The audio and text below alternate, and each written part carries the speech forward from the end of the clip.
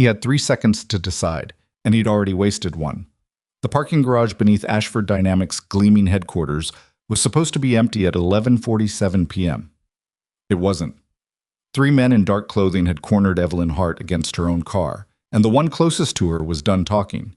Logan Mercer watched from the shadows, mop handle still in his grip, his breathing slow and even while his mind ran calculations that had nothing to do with cleaning schedules. He hadn't thrown a punch in 4 years. He'd told himself he was done with all of it. He'd almost believed it. Almost. Before this story goes any further, if you've never subscribed to this channel, now is exactly the right moment. Hit that subscribe button, tap the like, and drop a comment telling me what city or country you're watching from. I read every single one, and honestly, I want to see how far this story travels. Don't walk away from this one. Stay until the end, because what Logan does next changes everything. For him, for his daughter, and for a woman who thought she had the world figured out. The janitor's cart had a bad wheel. It had been wobbling for 3 weeks, and Logan had mentioned it twice to facilities management, once in writing, once in person, to a guy named Gerald who nodded like he was listening but was clearly thinking about lunch. The cart made a sound somewhere between a squeak and a groan every time it hit the seam between the parking garage's concrete sections, and on the night shift, when the building's hum dropped to almost nothing and your own breathing felt loud, that sound carried. Logan had learned to compensate. He pushed the cart at a slight angle, favoring the good wheel, which changed his gait just enough that he sometimes caught his reflection in the polished elevator doors and didn't recognize himself. A man in gray coveralls, slightly hunched, moving slow. Nobody. Which was, more or less, the point. He'd been working the overnight shift at Ashford Dynamics for 14 months. The job paid $17 an hour plus modest benefits, which covered the 2-bedroom apartment on Crestfield Avenue, the after-school program at Millbrook Elementary, and the occasional Friday pizza that his daughter Haley treated like a sacred ritual. She was 8 years old and had very specific opinions about pizza toppings. She also had very specific opinions about bedtimes, homework, and whether or not her father's hair was too long, which she expressed freely and often. Logan liked to think he was doing okay. Some days he even believed it. The parking garage was his last stop before the 3rd floor. He followed the same route every night, level B1 first, then B2, then the elevator up to the lobby, then the offices floor by floor until the sky outside started going gray, and he drove home to wake Haley and pack her lunch and walk her to school. The routine was, in its own way, a kind of discipline. He'd built his whole life around routine after Sarah died. Routine meant you didn't have to decide anything. You just moved through the steps. Sarah had been gone 4 years. Pancreatic cancer, fast and brutal, the kind that didn't give you time to argue with it. She'd been 31. Haley had been 4 and hadn't fully understood what was happening, which Logan still didn't know how to feel about, whether it was a mercy or just a different kind of wound that would open later. He didn't think about it on the nights he was working. Thinking wasn't useful in the garage. He was rounding the corner past the 3rd row of executive parking spaces when he heard the voice. Low, controlled. The particular tone of someone who'd rehearsed what they were going to say and wanted to sound calm while saying it. Told you to leave the phone in the car. We said no phones. Logan stopped. He didn't move the cart. He stood very still in the way that came back to him sometimes without permission, the way his body remembered before his mind caught up. He looked. Evelyn Hart was pressed against the driver's side of a black sedan, her back against the door, her hands loose at her sides. Logan recognized her from the company photo that hung in the lobby. Same sharp features, same way of standing that made her seem taller than she probably was. 30 feet away, 3 men stood in a rough triangle around her. 2 had their hands visible. 1 didn't, and the way his right arm sat slightly away from his body told Logan everything he needed to know. I don't have my phone, Evelyn said. Her voice was steady. Impressive, actually. Most people's voices cracked under this kind of pressure, and she was holding it together with what looked like will and nothing else. I left it upstairs. You can check. That's not what this is about anymore, the one in the middle said. He was the tallest, early 40s, with the flat eyes of someone who'd made a decision and stopped reconsidering it. Change of plan. The man on the right started moving toward her. Logan set down the mop. He didn't run. Running made noise and wasted time. He covered the distance in a straight line at a pace that wasn't quite walking and wasn't quite something else. And the first man, the one moving toward Evelyn, didn't register him until Logan was already there. The takedown was fast and quiet and involved Logan's forearm and the man's throat in a way that put him down without a sound. The gun came free before the body hit the floor. The second man turned and Logan was already moving inside his guard. 2 seconds. The third, the tall one with the flat eyes, got the gun up, but Logan was already at the wrong angle for it, and then he wasn't there at all. And then the man's wrist was bent in a direction it wasn't designed to go, and the gun was on the ground, and the man was on his knees, making a sound like he was trying to remember how to breathe. Logan took a step back. He looked at all three of them. He cataloged the situation the way he'd been trained to: fast, cold, surgical. None of them were getting up in the next several minutes. None of them were a continuing threat. He picked up the gun from the floor, ejected the magazine, cleared the chamber, and set the pieces separately on the hood of the nearest car. Then he picked up his mop. The whole thing had taken less than 10 seconds. Evelyn Hart hadn't moved. She was still standing against the door of her sedan, and she was looking at Logan with an expression he didn't have a name for. Not quite shock, not quite fear. Something more like the look a person got when a fact they'd believed absolutely turned out to be wrong. "You should call security," Logan said. "And after security, the police. They're going to need medical. The one on the left might have a broken wrist." Evelyn opened her mouth, closed it. "Who are you?" "Logan. From facilities." He nodded toward the cart, parked 20 feet away with its bad wheel and its mop bucket and its supply caddy full of spray bottles. "I've got the B levels tonight." She stared at him. "Ms. Hart," he said, not unkindly, "you're in shock. That's normal. But you need to make those calls." She pulled out her phone, from her jacket pocket, not her car, which meant the phone in the car thing had been a play for time and a smart one, and dialed. Logan returned to his cart and went back to work. Security arrived in 4 minutes. Police in 9. The men in the garage were still down when the first uniforms came through the door, and Logan answered the questions he was asked. Yes, he'd witnessed the incident. Yes, he'd intervened. No, he didn't want to give a full statement right now because he needed to get home before his daughter's school started. The officer looked at him like he was missing something, but let him go after taking his contact information. He drove home in the used Civic he'd bought 3 years ago with a transmission that hesitated when he downshifted, listening to the radio at low volume, thinking about whether Haley had finished her math worksheet. She'd been struggling with the unit on fractions, and he'd been sitting with her at the kitchen table for 20 minutes every night, working through it the same way he'd once worked through tactical problems: patient, systematic, starting from what she understood and building out. He parked on Crestfield, walked upstairs, checked on Haley, who was asleep with her arm around a stuffed rabbit named Captain, which she'd named herself and refused to explain. He stood in the doorway for a moment. Then he went to the kitchen, made coffee, and sat at the table until it was time to wake her up. He didn't tell her about the parking garage.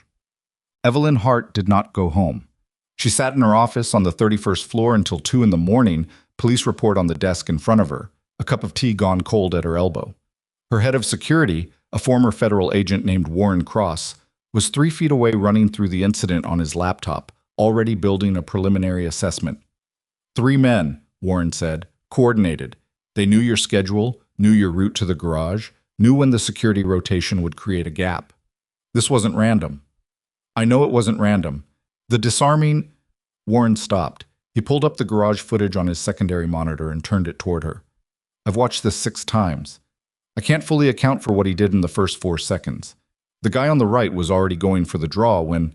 I know. Evelyn had watched it too, twice. Who is he? Logan Mercer. Facilities staff, overnight cleaning crew. Hired 14 months ago. Before that, nothing. Just a gap. No employment history for almost a decade. A gap. A gap. Warren turned the laptop back toward himself. His file has basic background check, clean record. No red flags because there's nothing there at all. But what he did in that garage, he shook his head. That's not a self-defense class. That's not even close to a self-defense class. That's years of training at a level that... I want to know who he actually is, Evelyn said. I'll start pulling threads. After Warren left, she sat alone in the quiet office. The building made its nighttime sounds, the HVAC system, the low hum of server equipment 3 floors down, the occasional ping of an elevator.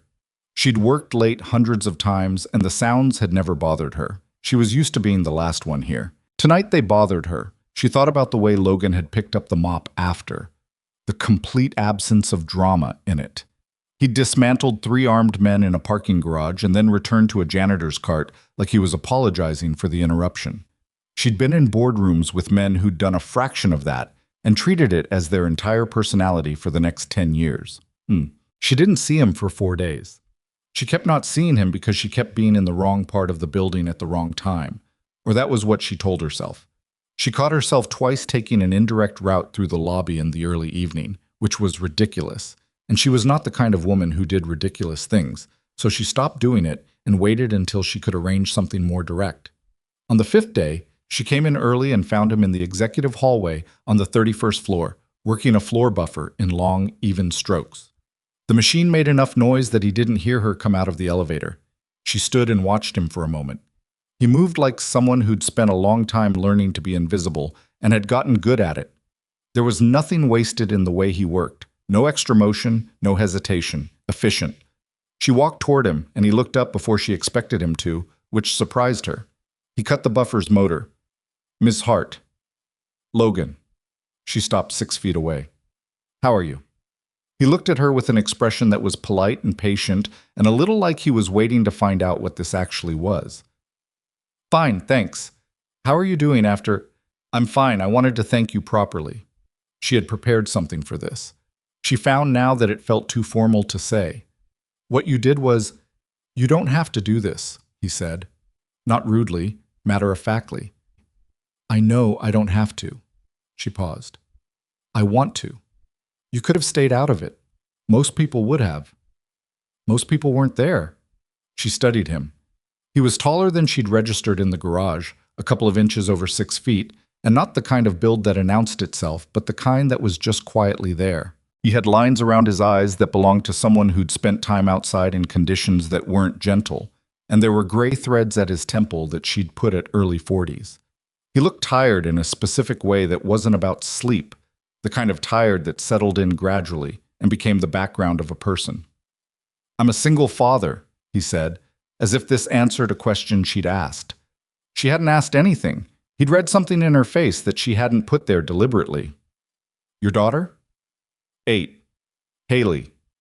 Something changed slightly in how he was holding his shoulders. Not exactly soft, but less guarded. "She's why I work nights. The schedule lines up with school." "That's—" Evelyn stopped, started again. "I wasn't expecting that." "People usually aren't." He said it without any edge. "Was there something you needed, Ms. Hart, or—" "I want to offer you a position," she said. "In security. Director level. You'd oversee the entire operation." He looked at her for a moment without speaking. Then, "I appreciate that. No. No. No. Thank you, though." She hadn't planned for no. She was careful not to let that show. "Can I ask why?" "The night shift works for me. The day shift doesn't." "We could accommodate, Ms. Hart." He said it gently, like he was letting her down as carefully as he could. "I've built my daughter's life around a schedule that works for us. I don't want to change the schedule." Evelyn looked at him. She thought about saying more and decided against it. "Okay," she said. He nodded once and turned the buffer back on. She took the elevator to her office and sat at her desk for a while without opening her email. Warren found the records 6 days later. He knocked on her door at 7 in the evening, which meant it was serious, because Warren didn't come to her after hours with things that weren't serious. He set a folder on her desk and stood back. "The gap in his employment history," Warren said. "I ran a contact with a former colleague in the federal system. Logan Mercer is a retired Navy SEAL, Senior Chief Petty Officer, SEAL Team 6. He paused. "That's the unit that— I know what Team 6 is. His record is partially sealed, but what my contact could pull—" Warren tapped the folder. 14 years of service, multiple deployments, hostage rescue specialist. He was involved in at least 4 confirmed rescue operations and possibly more that are still classified. Another pause. He was apparently one of the best they had. Evelyn opened the folder. There was a photograph. Logan, maybe a dozen years younger, in a group of men in tactical gear, somewhere that looked like it could have been the Middle East or North Africa. He was squinting into the sun, and he looked like a completely different person, and also exactly the same person. He left the service 4 years ago, Warren said, around the same time his wife died. Wife's name was Sarah, cancer. He had a daughter.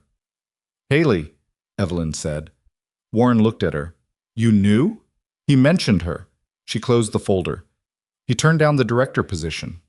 I heard. I'm going to ask again. Warren was quiet for a moment. Ms. Hart, with respect, he said no. If he wanted the job, he doesn't want the job. He wants his schedule. She looked at the folder. Those are different things, and there might be a version of this that works for both. Warren seemed to consider whether this was his fight. He decided it wasn't. Anything else you need tonight? No, thank you, Warren. After he left, Evelyn sat with the folder in front of her for a long time. She thought about a man who had walked away from the most elite military unit in the country and gone home to raise his daughter alone, who worked nights pushing a mop cart with a bad wheel and hadn't complained about it to anyone, apparently. She thought about what it cost a person to stay quiet about who they used to be. She thought about the way he'd picked up the mop.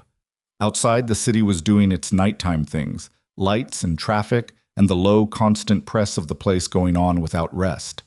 She'd built her career in this city, pulled a company from near collapse to market leadership in 6 years, made decisions that other executives called ruthless, and she called necessary. She was used to knowing what she was doing and why. She sat with the folder and found that she wasn't completely sure what she was doing. That was, she thought, worth paying attention to. She went back to the 31st floor that night and didn't sleep. Not unusual. She'd run on short sleep for most of her adult life, had trained herself to treat it as a resource to be rationed rather than a need to be indulged. But this was different from the focused restlessness she used to get before a board presentation or a difficult acquisition. This was something she didn't have a clean name for, which bothered her more than the sleeplessness itself. She made herself go home at midnight. She stood in her apartment, all 900 square feet of it, which she'd never bothered to furnish properly because she was never there long enough to care, and looked at the city through the floor-to-ceiling windows and thought about a man who had walked away from the most decorated military unit in the country to push a mop cart through a parking garage so he could be home when his daughter woke up. She'd read his file twice before Warren left. She'd memorized the parts that weren't redacted and spent time thinking about the parts that were. She went to bed at 1:30 and lay there staring at the ceiling. By 6, she was back at the office. The offer she'd made him, director of security, full salary package, corner office on the 28th floor, had been genuine, and she still believed it was the right call. A man with Logan Mercer's skills running a security program was worth more than whatever she was currently paying the outside firm that had, notably, failed to catch 3 men coordinating a kidnapping inside her own parking structure. But she understood now that the job wasn't the point, or not the whole of it, and she needed to think more carefully. She pulled up the file again and looked at Haley's name. 8 years old. Sarah Mercer had died 4 years ago, when the girl was 4. Logan had left the Navy within months of that. The timeline of it, the way his whole life had reorganized itself around a single fixed point, was something she found herself returning to in a way she couldn't quite justify professionally. She'd grown up without a mother. Her father had been a distracted, brilliant man who ran a mid-sized engineering firm and loved her in the abstract while being largely absent in the specific, and she'd taught herself early on not to need things she wasn't going to get. It had made her good at her job. It had made her other things too. She closed the file. She was not going to build a professional decision around the fact that a little girl reminded her of herself. That was the kind of thinking that got executives into trouble. But she was going to make the offer again. Differently. She found Logan on the B2 level the following Thursday, earlier than his usual sweep, running a clean mop over a section near the elevator bank where someone had tracked in something from outside. He heard the elevator and looked up without startling, just turned his head with that same quiet awareness that she'd noticed before, the way he always seemed to already know where things were before he looked for them. Ms. Hart. He didn't stop working. I wanted to run something by you, she said. If you have a minute. I've got a few. She'd thought about how to say this. She said it the direct way because she'd found that anything else was usually a waste of time. I want to bring you on as a security consultant. Part-time, contract, flexible hours. You'd evaluate our current systems, identify weaknesses, make recommendations. No full-time commitment, no fixed schedule. He kept mopping for a moment. She waited. Contract, he said. 12 weeks to start. Renewable. You set your own hours around your daughter's schedule, day, night, weekends, whatever works for you. What do you actually want out of this? She appreciated the directness. I want to know how 3 men got into my building, mapped my routine, identified the security gap in the B1 rotation, and nearly pulled off a coordinated kidnapping. I want to know if they can do it again. And I want to know what I don't know about my own building. He set the mop against the wall and turned to look at her properly for the first time in the conversation. Warren Cross can do that. Warren Cross is good. He's not you. Something crossed his face. Not quite discomfort, but something adjacent to it. Like the statement landed somewhere he didn't entirely want it to land. I'm a janitor, Ms. Hart. You're a janitor who took down 3 armed men in less than 10 seconds and then went back to work, she said. I've seen the footage. Warren's seen the footage. Neither of us can fully explain the second and third takedowns on the technical level. That's just... He stopped. Training, she said. I know. Warren pulled your file, or what exists of it. He was quiet for a moment. She couldn't read his expression.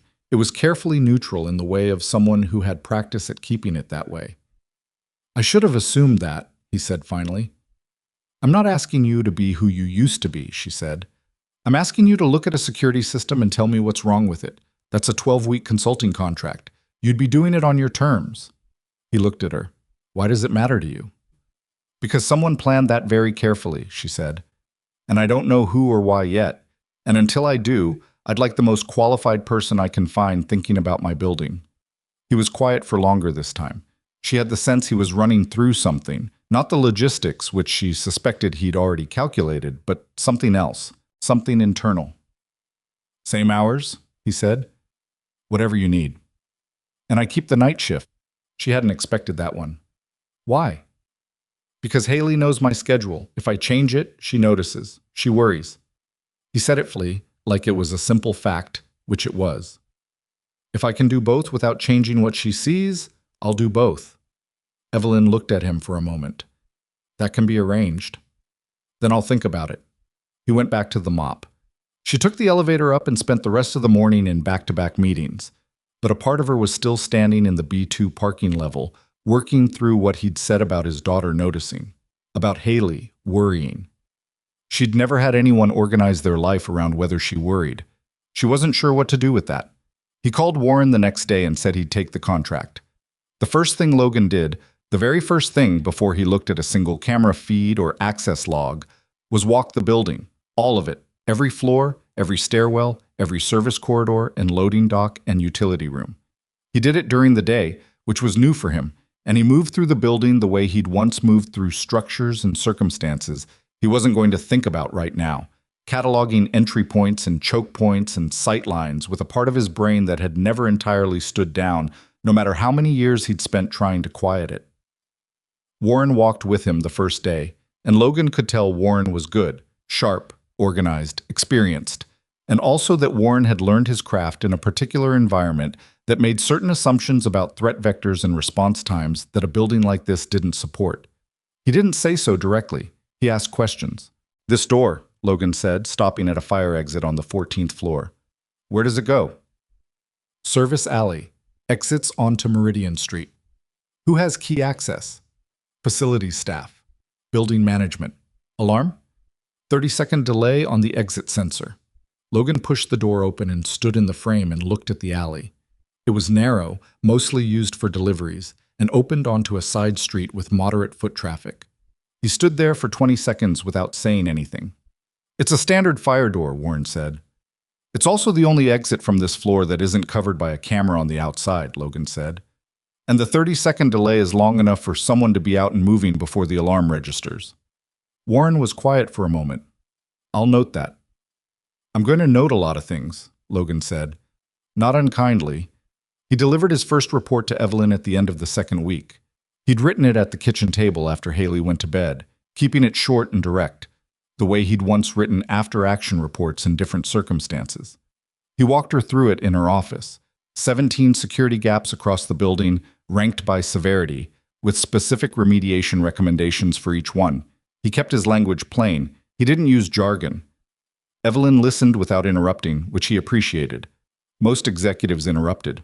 When he finished, she said, "How did the three men in the garage know about the rotation gap on B1? "Someone told them," he said, "or someone showed them. It's a specific gap, not obvious unless you've mapped the whole rotation, which takes time. They either had help from inside or they spent weeks doing what I just did." Inside help.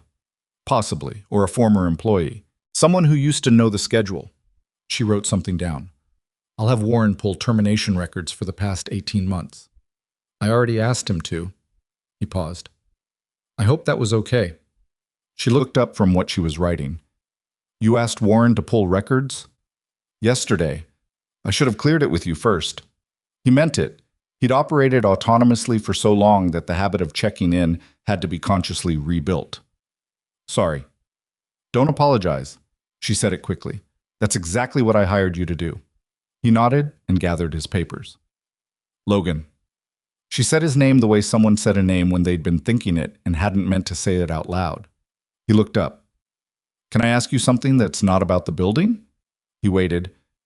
"Your daughter, Haley, does she know much about what you used to do?" He thought about this for a moment. "She knows I was in the military. She knows I traveled a lot. She's never asked for more than that." He paused.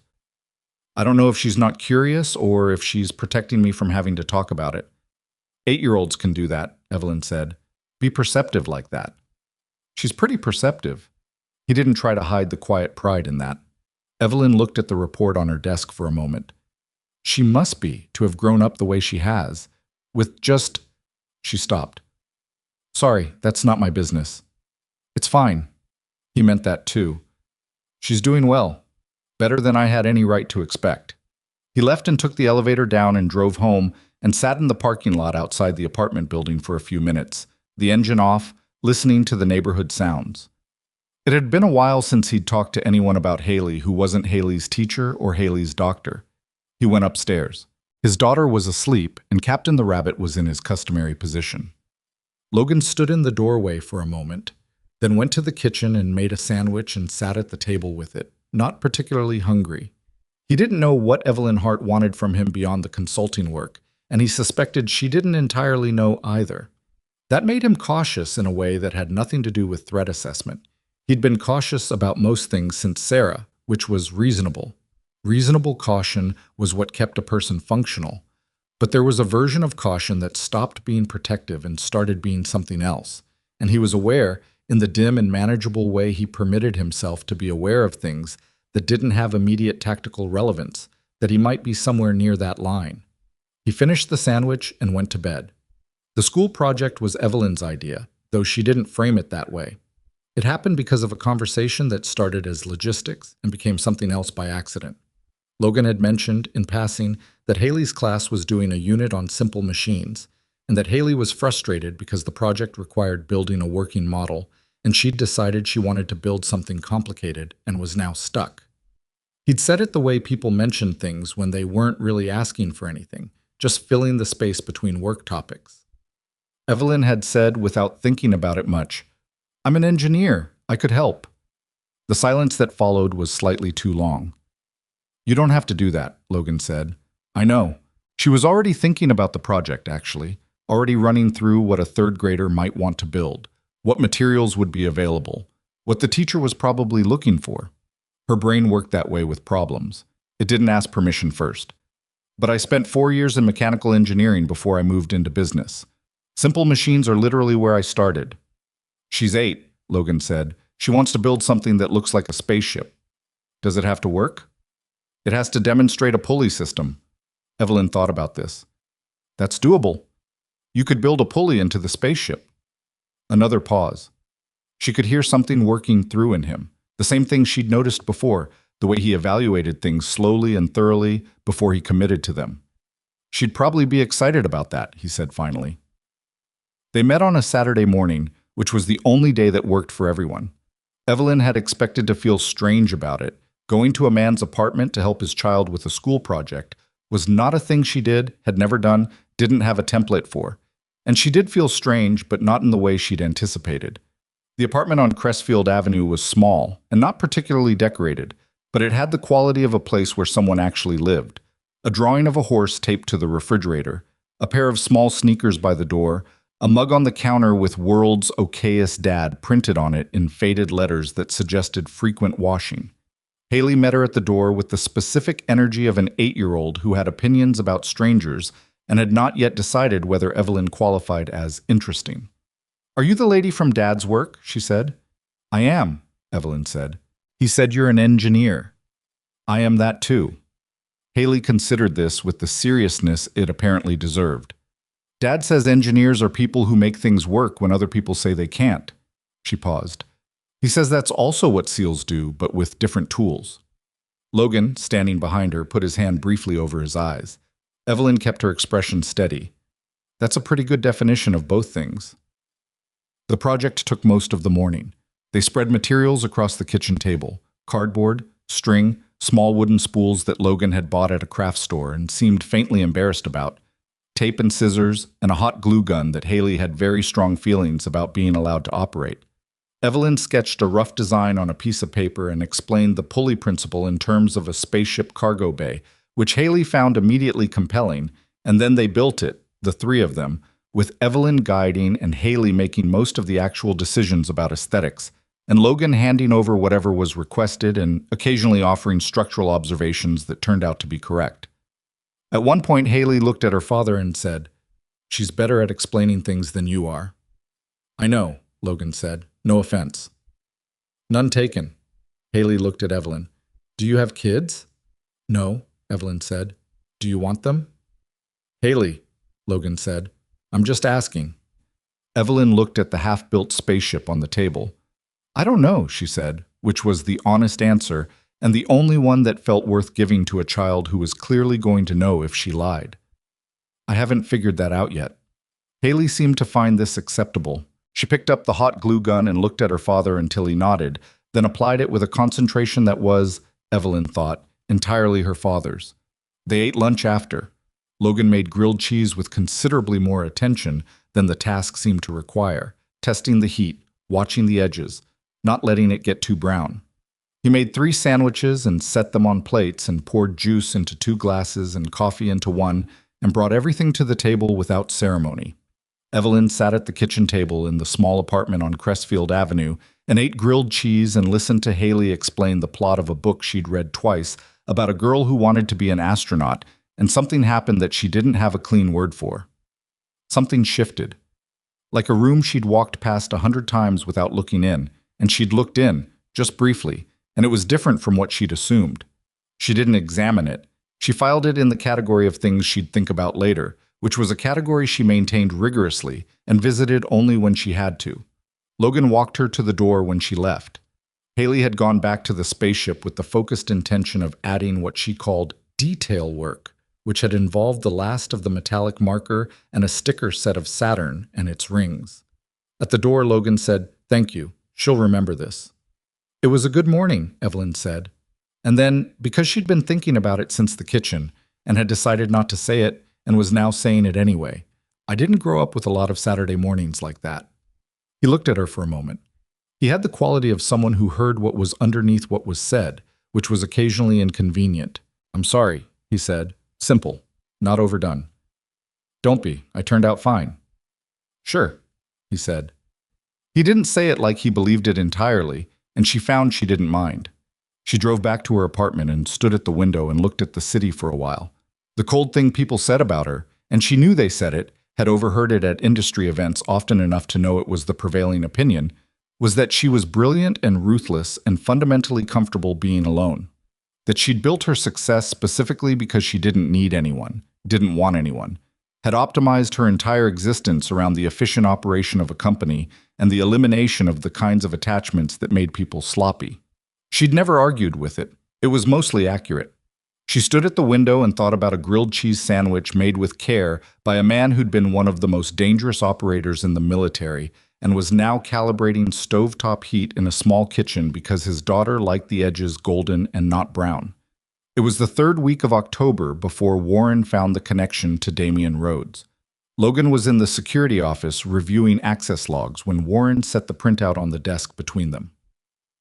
Neither of them said anything for a moment.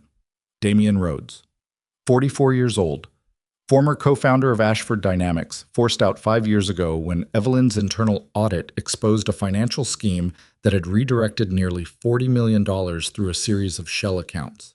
Rhodes had pled out and served 2.5 years in a minimum security facility, released 8 weeks before the garage incident. The timing, Logan said. I know. 8 weeks out and the first thing he does, I know. Warren leaned against the desk. He looked tired. We can't prove it. His name doesn't appear anywhere in the investigation. The 3 men in the garage are cooperating minimally, and their lawyer has kept them quiet on the question of who hired them. But the timing and the inside knowledge, Logan said. Someone who used to work here. Someone who knew the building well enough to map the rotation gap. Rhodes was here for 9 years before the forced exit. Warren rubbed the back of his neck. He knew this building the way you'd know your own house. Logan set the printout down. He thought about the 3 men in the garage, the coordinated positions, the fact that they'd known Evelyn's exact schedule. He thought about how the operation had been designed, not to grab her in the open, which would be chaotic and high risk, but in a controlled location at a predictable time. Someone had thought carefully about it. He's going to try again, Logan said. Warren looked at him. He didn't get what he wanted, Logan said. And from what I've read, he doesn't... He stopped and started again, keeping it clean. Men like that don't let it go. They adjust the plan. Warren was quiet for a moment. I'll take it to legal. And to Ms. Hart.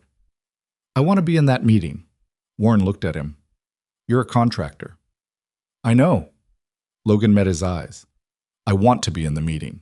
Warren held his gaze for a long moment and then nodded. I'll set it up for tomorrow morning. Logan drove home that night with the weight of it sitting somewhere in his chest. Not fear exactly, which he'd learned to convert into something useful, but the specific gravity of a situation where someone he knew was in danger, and the danger had a face, and the face was patient and calculating and currently free and moving. He picked Haley up from the after-school program. She showed him a spelling test she'd gotten back, 92, with a small star drawn beside the score by her teacher, and talked for most of the drive home about a disagreement among her friend group that had complicated social topography he was doing his best to follow. He made dinner. He helped with homework. He sat on the edge of her bed and she told him about the astronaut book again, a different part this time. And he listened. After she was asleep, he sat at the kitchen table for a long time. He hadn't told her about the consulting work. As far as Haley knew, he still only worked nights, which was true. He kept the night shift, had kept it throughout, had built the consulting hours around school pickups and bedtimes the way he built everything. She hadn't noticed anything different, or if she had, she'd done what she sometimes did and decided not to press. She was perceptive. He'd said so to Evelyn, and he'd meant it. He thought about Evelyn saying, I don't know, I haven't figured that out yet, to a question from an 8-year-old about whether she wanted children. He thought about the honesty of it. The fact that she hadn't given the easy answer, the socially smooth answer, the answer that would have moved the conversation along without cost. She'd given the true one. He didn't know what that meant. He knew that Warren was going to call her tomorrow morning and tell her that the man who'd tried to have her kidnapped was probably planning a second attempt, and she was going to sit across the conference table with a legal pad and a pen and look at the situation the way she looked at everything, directly, without flinching. And she was going to have to make decisions about her own safety that she probably hadn't thought she'd ever need to make. He was going to be in that meeting, and he was going to help her think through it, and they were going to build a response together. That was what the contract said, more or less. He just hadn't expected the contract to mean what it was starting to mean. He went to bed. He lay there in the dark for a while, listening to the apartment building do its nighttime sounds, the pipes, the neighbor's television through the wall, Haley's small, even breathing from across the hall. Then he closed his eyes. The meeting the next morning was in the small conference room off the 31st floor, not the big glass one where Evelyn held board presentations. Warren had chosen it deliberately. Fewer windows, one door, easier to control who walked past. Logan noticed that and noted it as a point in Warren's favor. The man thought about space. Evelyn arrived 2 minutes early, which Logan had come to understand was her version of being exactly on time. She set her legal pad on the table and looked at the printout Warren had placed in front of her chair and read it without speaking. Logan watched her face. It didn't change much, a slight tightening around the eyes. a breath she controlled before it became anything visible. Damian Rhodes, she said. We can't prove it, Warren said. Not yet. But the timeline. I know the timeline. She set the printout down. He was released 8 weeks before the garage. He knew this building the way I know it. He knew my schedule. She paused. He knew I run the B1 rotation check personally on Tuesday nights. Warren looked up. You run it personally? I started doing it 6 months ago. After the last security review flagged the rotation as a vulnerability. She looked at the table for a moment.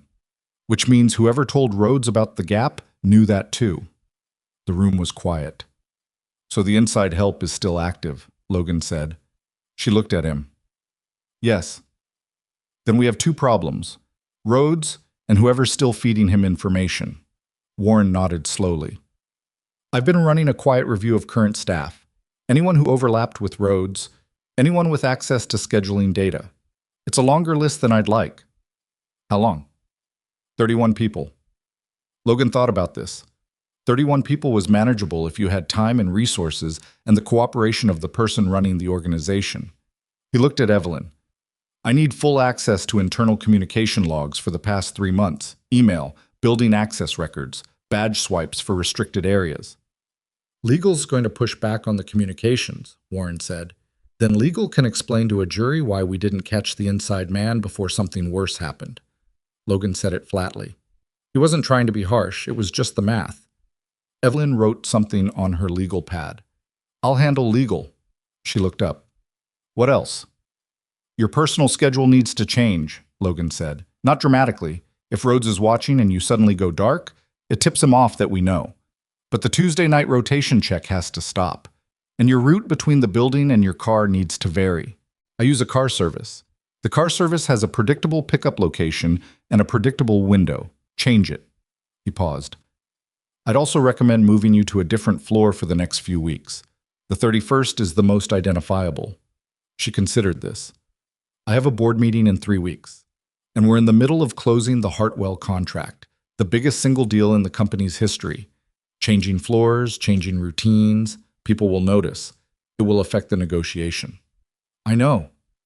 Hartwell's team flies in on the 14th. If anything disrupts that, I know, he said again. We do what we can without disrupting the contract, but I need you to be honest with me about what's movable and what isn't. I can't protect a schedule I don't fully understand. She looked at him for a moment. It was the kind of look that had probably made a lot of people in a lot of boardrooms uncomfortable, and Logan held it without much difficulty, which seemed to register. I'll send you the full calendar, she said. Everything. Thank you. After the meeting, Warren stayed behind to handle the legal coordination, and Evelyn walked Logan to the elevator. They stood in the hallway for a moment, neither of them in a particular hurry. You've done this before, she said. Protected someone. Managed a threat situation like this. Different context. But the same shape. He considered this. The same shape, he agreed. Are you worried? She asked it genuinely, not to test him. I'm paying attention, he said. That's better than worried. The elevator arrived. She held the door for a moment without getting in. Logan, thank you for being in that meeting. That's what the contract says. She almost smiled. It was a small thing, not fully formed, but it was there. No, it doesn't. She stepped into the elevator, but thank you anyway. He watched the doors close and stood in the hallway for a moment. Then he went to find Warren and start pulling the communication logs. The inside man took 11 days to find. His name was Kevin Pratt, 29 years old, facilities coordinator on the building management side, which gave him access to every security rotation schedule, every maintenance window, every gap in the coverage map. He'd worked at Ashford Dynamics for 3 years and had been hired 18 months after Damian Rhodes left. Too recent to have worked with Rhodes directly, which was why Warren's initial pass had missed him. The connection was a cousin, 2 degrees removed from Rhodes's former personal assistant, the kind of thread that only appeared when you pulled everything and laid it flat. Logan found it in the badge swipe records. A pattern of after-hours access to the security coordinator's office on the nights before the garage incident. Pratt had been in that office 3 times in the week leading up to the attack, each time between 11 and midnight, each time for less than 6 minutes. Short enough to avoid triggering an automatic alert, long enough to photograph a rotation schedule.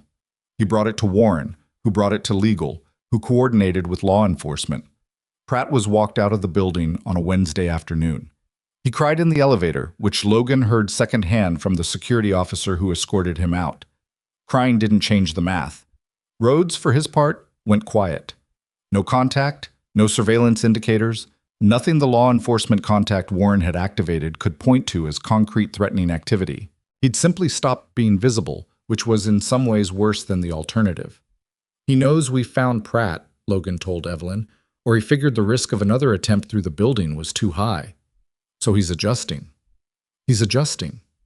Logan looked at the wall of Evelyn's office, which had a large printed photograph of the city skyline at some point in the past when the building's exterior had been photographed for a marketing campaign. He didn't look at it because it was interesting. He looked at it because sometimes he thought better when he wasn't looking at a person. The question is what he adjusts to. "You think he'll come back?" "I think he's patient, and he has nothing else going on." He paused. "Men who go to prison convinced of their own innocence don't come out rehabilitated.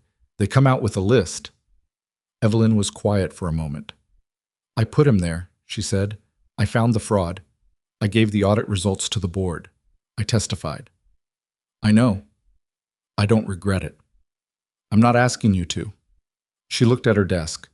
There was a cup of coffee at her elbow that she'd been ignoring for long enough that it was certainly cold. She was wearing a dark blazer over a gray shirt, and she looked, Logan thought, with the part of his brain he'd been trying to keep professional, like someone who'd slept poorly for several nights and was refusing to let it show. "Haley asked about you," he said. He hadn't planned to say it. She looked up. "On Thursday. She asked if you were coming to look at the spaceship again." He kept his voice even. "Apparently she added a second pulley system after we left." Something happened in Evelyn's face, something that moved quickly and was gone before it fully resolved, but he'd been watching people in high-stress situations for a long time, and he caught it. "She did?" "She sent me a photo at work. It's actually structurally sound. I checked." "You checked the structural soundness of your daughter's school project spaceship." "Habit." The not-quite smile came back. Tell her—" She stopped. Started again. "Tell her the second pulley shows good engineering instinct." "I will," he said. "She'll put it on the refrigerator." He left shortly after, and the drive home felt different than it usually did. The city the same, the traffic the same, the Civic's hesitating transmission the same, but something about the interior of the drive had a different quality than he was used to. He turned the radio off about halfway home and drove in quiet, which he didn't usually do. He thought about what it cost Evelyn Hart to let someone in. He thought about the Saturday morning at the kitchen table, the way she'd explained the pulley to Haley with a precise patience that was clearly technical by training and something else by instinct. He thought about, "I don't know, I haven't figured that out yet." He was aware, in the careful and controlled way he permitted himself to be aware of things that didn't have immediate tactical relevance, that something was happening that he hadn't planned for and wasn't sure how to manage. He was also aware that managing it into nothing was probably the thing he'd regret most later, if later arrived. He picked up Haley from the program and she showed him the modified spaceship. She'd brought it with her to show her teacher and was carrying it in a plastic bin with the careful authority of someone transporting something fragile and important. The second pulley was, as he'd told Evelyn, structurally sound. Also, the Saturn stickers had been applied with impressive strategic distribution. "Dad," she said in the car, settling the bin carefully on her lap, "is your work lady your friend?" He kept his eyes on the road. "She's someone I work with." "That's not what I asked." He glanced at her. She was watching him with the specific expression she got when she'd decided something wasn't adding up and was waiting for an adult to catch up. 8 years old, and she had that face down completely. "She's becoming a friend," he said, because it was the honest answer and Haley was going to know if he gave her the other kind. "Good," Haley said, with the finality of someone closing a file. "Captain likes her." "Captain is a stuffed rabbit." "Captain is a good judge of character," she said with full seriousness, and turned to look out the window. The Hartwell contract negotiations began on the 14th, as scheduled. Logan ran the security protocol for the arrival of Hartwell's delegation, 7 people, 2 of whom had their own security personnel, arriving in 3 vehicles at staggered times through the building's main entrance. He'd written the protocol himself, had Warren review it, had Evelyn review it, and had then spent 2 hours the night before running through every version of how it could go sideways and what the response to each version would be. Warren noticed him checking the lobby cameras from the security office at 6:15 in the morning, nearly 2 hours before the first arrival. "You sleep?" Warren asked, setting a cup of coffee on the desk beside him. "Some." Logan took the coffee without looking away from the feeds. "South entrance camera has a 3-second refresh delay. I want someone stationed there manually during the arrival window." "Already assigned." "Good." He looked at the coffee. It was decent. Warren made decent coffee, which was something Logan had noted early and found contributed materially to the working relationship. "You think Rhodes is watching?" Warren sat down in the other chair. "I think he's a patient man who has read every piece of financial news about Ashford Dynamics for the past 5 years from a prison cell. He knows about Hartwell. He knows what closing this deal means for the company." "For Evelyn." "Yes." Warren wrapped his hands around his own cup. "For Evelyn." They sat in the quiet of the security office while the city outside did its morning things, the feeds on the wall showing empty corridors and a parking garage that Logan now knew as well as any structure he'd ever cleared, the building slowly waking up around them. "You know she trusts you," Warren said. Logan looked at the feeds. "More than she's trusted anyone in this building," Warren continued, "including me, probably, and I've been here 4 years." He paused. "I'm not saying it as a complaint. I'm saying it because you should know." "I know," Logan said. "It's going to make things complicated." "I know that too." Warren looked at the feeds for a moment. "She doesn't have a lot of people," he said, "in her personal life. She's got colleagues, she's got contacts, she's got a mentor, she talks to occasionally who I've never met. But people who actually—" He stopped and seemed to decide he'd said enough. "She doesn't have a lot."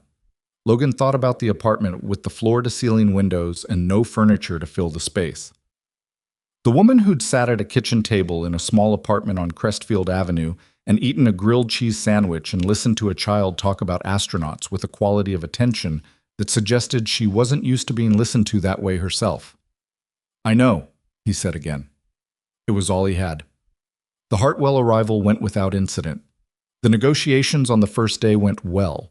He knew this because Evelyn came to find him in the security office at 6 in the evening with her blazer off and her sleeves rolled up and the specific energy of someone who'd been running on adrenaline and good preparation and had come out ahead, and she stood in the door of the office and said, "Day 1, we're still in it." "Good," he said. "They came in low on the infrastructure clause. We held the line."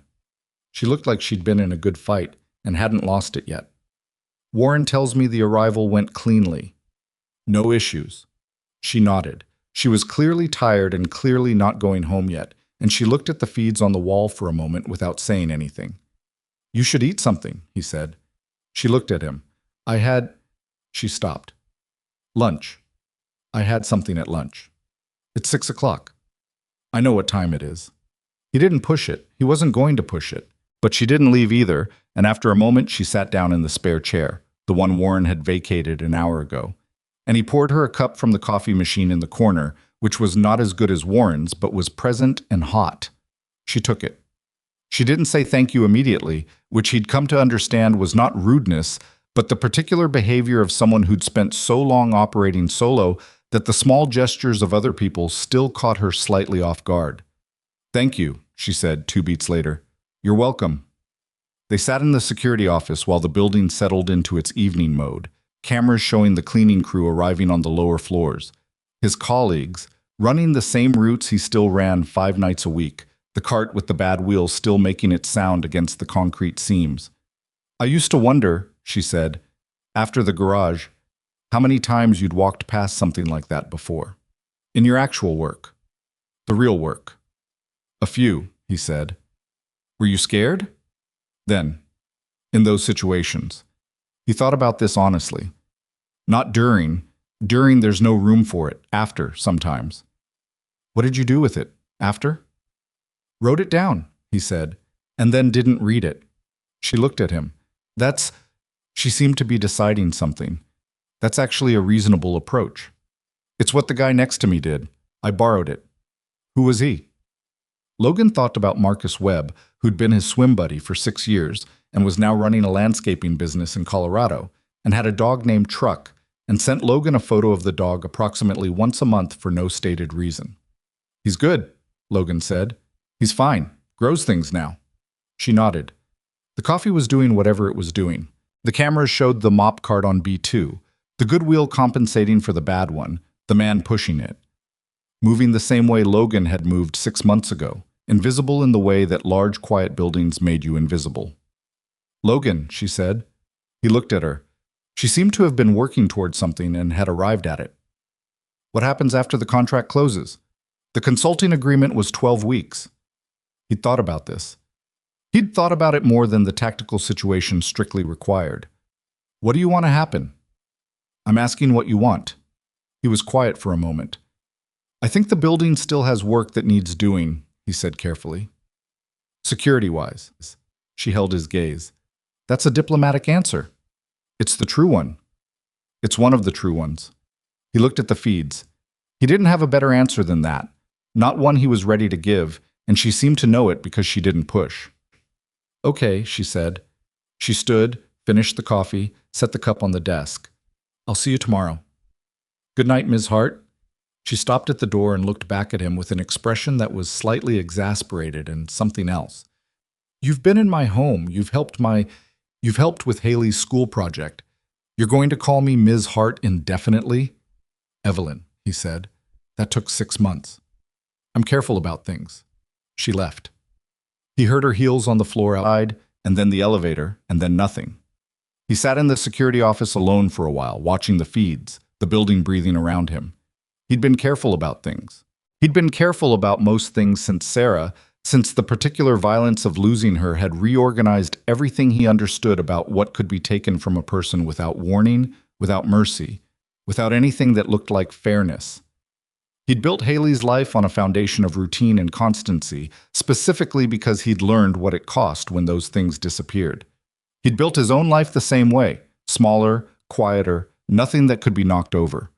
And now there was a woman who asked him honest questions and answered his honestly in return, and a daughter who'd apparently decided that a stuffed rabbit's endorsement settled the matter.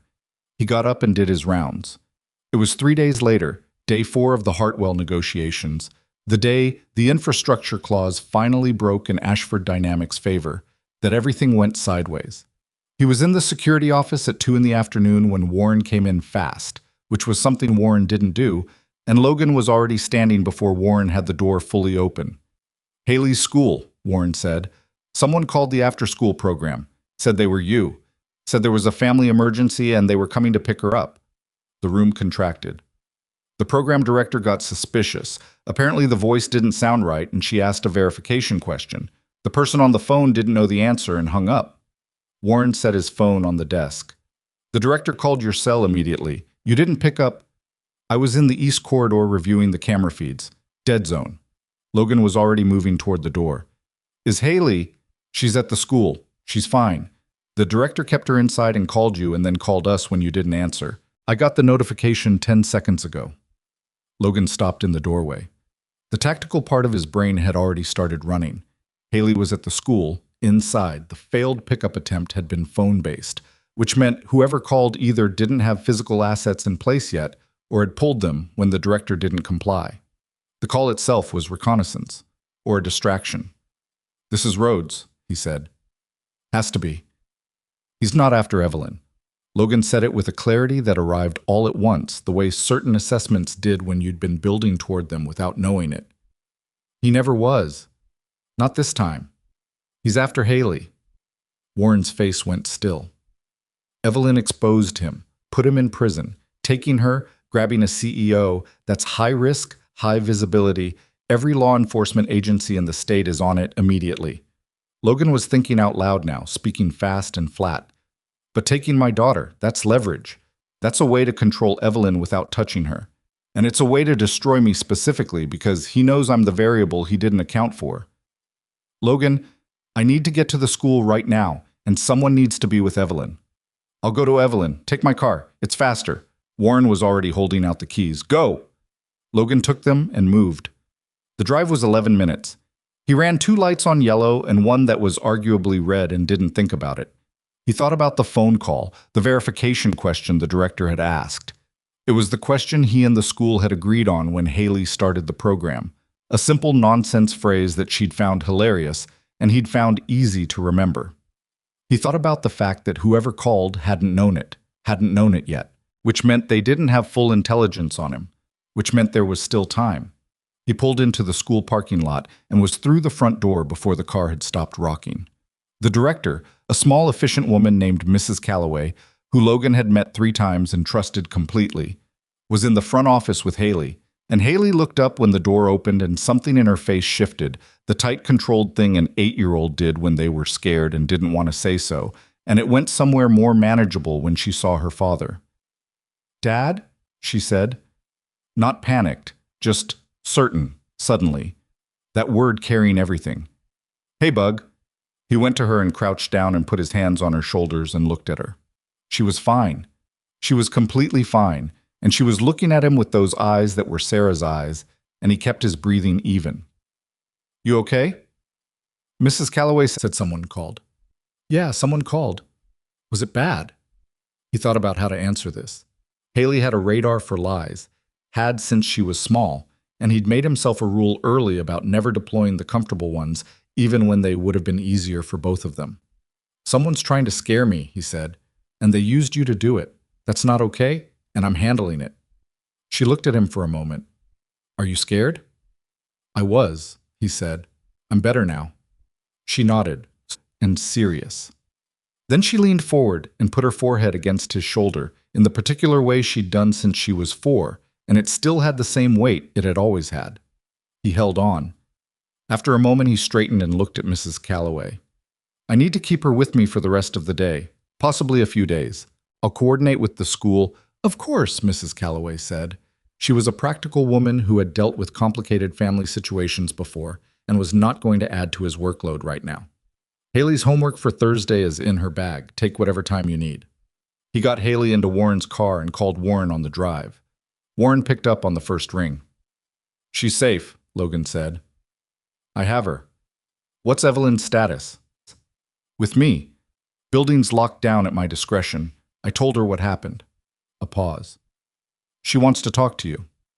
"Later. Right now I need you to run every property Rhodes has access to. Registered addresses, family properties, anything in his known network within a 2-hour radius. If he sent people to the school today, he has assets staged somewhere close. Already on it." "Warren." Logan checked the rear view. Haley was looking out the window, doing the thing she did where she was processing. "He escalated. The school call. That was a probe. He's moving faster now." "I know. This ends soon, one way or the other." He hung up and drove. Haley reached over from the back seat and put her hand on his arm the way she sometimes did when she sensed he needed it, and he didn't say anything about it, just kept both hands on the wheel and drove. His phone buzzed. A text from Evelyn. "She's okay?" He answered at a red light, one-handed. "Yes, she's with me." 3 seconds later. "Good. That's the only thing that matters right now." He set the phone down. He thought about Damian Rhodes, somewhere in the city, adjusting his plan. He thought about the patience Warren had described, a man who'd spent 2.5 years building a list and had come home and started working through it methodically, first the public play in the garage, then the inside man, and now this, moving toward something. Logan had handled patient men before, in conditions that were considerably less forgiving than this one. He knew what it took. He knew something else too, which was that this time it wasn't abstract. This time it was his daughter's hand on his arm, and a woman in a locked-down building waiting to hear that everything was okay, and a life on Crestfield Avenue that he'd built piece by piece out of loss and routine and an 8-year-old's very specific opinions. I wasn't going to let Rhodes take any of it. The red light went green. He drove. He brought Haley to the office. There wasn't a better option. The apartment on Crestfield was the first place anyone with basic intelligence on him would look, and he wasn't leaving her anywhere he couldn't see her. Warren's building security was good, Logan had made it good, and the 31st floor had controlled access from 3 directions, which was more than he could say for a 2-bedroom apartment with a standard deadbolt. Evelyn met them at the elevator. She'd been waiting, which Logan registered and didn't comment on. She looked at Haley with the particular intensity of someone who needed to confirm something with their own eyes before they could stand down, And then she looked at Logan, and he gave her a small nod that meant what it was intended to mean. Haley looked up at Evelyn. "Hi," she said. "Hi." Evelyn crouched down to her level, which was not something she'd done before, and which she did without hesitating. "Are you okay?" "Dad explained it," Haley said. "Someone's trying to scare him."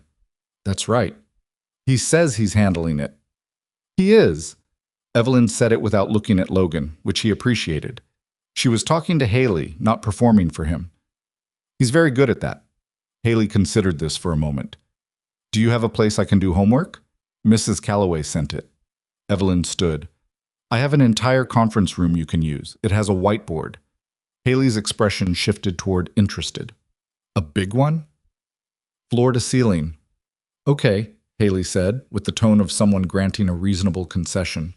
Evelyn set her up in the small conference room with her backpack and a cup of apple juice that someone in the office kitchen had produced, and Logan stood in the doorway for a moment watching his daughter arrange her homework materials on the conference table with the systematic precision she'd inherited from him and that he still found slightly startling to see reflected back. Then he went to find Warren. Warren had the property search results on his monitor, 7 addresses connected to roads through varying degrees of association, ranging from his registered residence in the Elmhurst district to a storage facility registered in a cousin's name to a commercial property that had once been a restaurant and had sat vacant for 2 years. Logan looked at each one methodically. "The restaurant," he said. Warren looked up. "It's vacant, no utilities active, which means no billing records, no reason for anyone to notice vehicles parked there after hours." Logan studied the address. "Where is it?" "Industrial stretch on the south side, Kellner Avenue, about 8 blocks from the rail yard." Logan thought about the geography. "How far from the school?" Warren checked. 14 minutes. Close enough to stage from and respond to a phone call result. Close enough to move if the call had gone differently.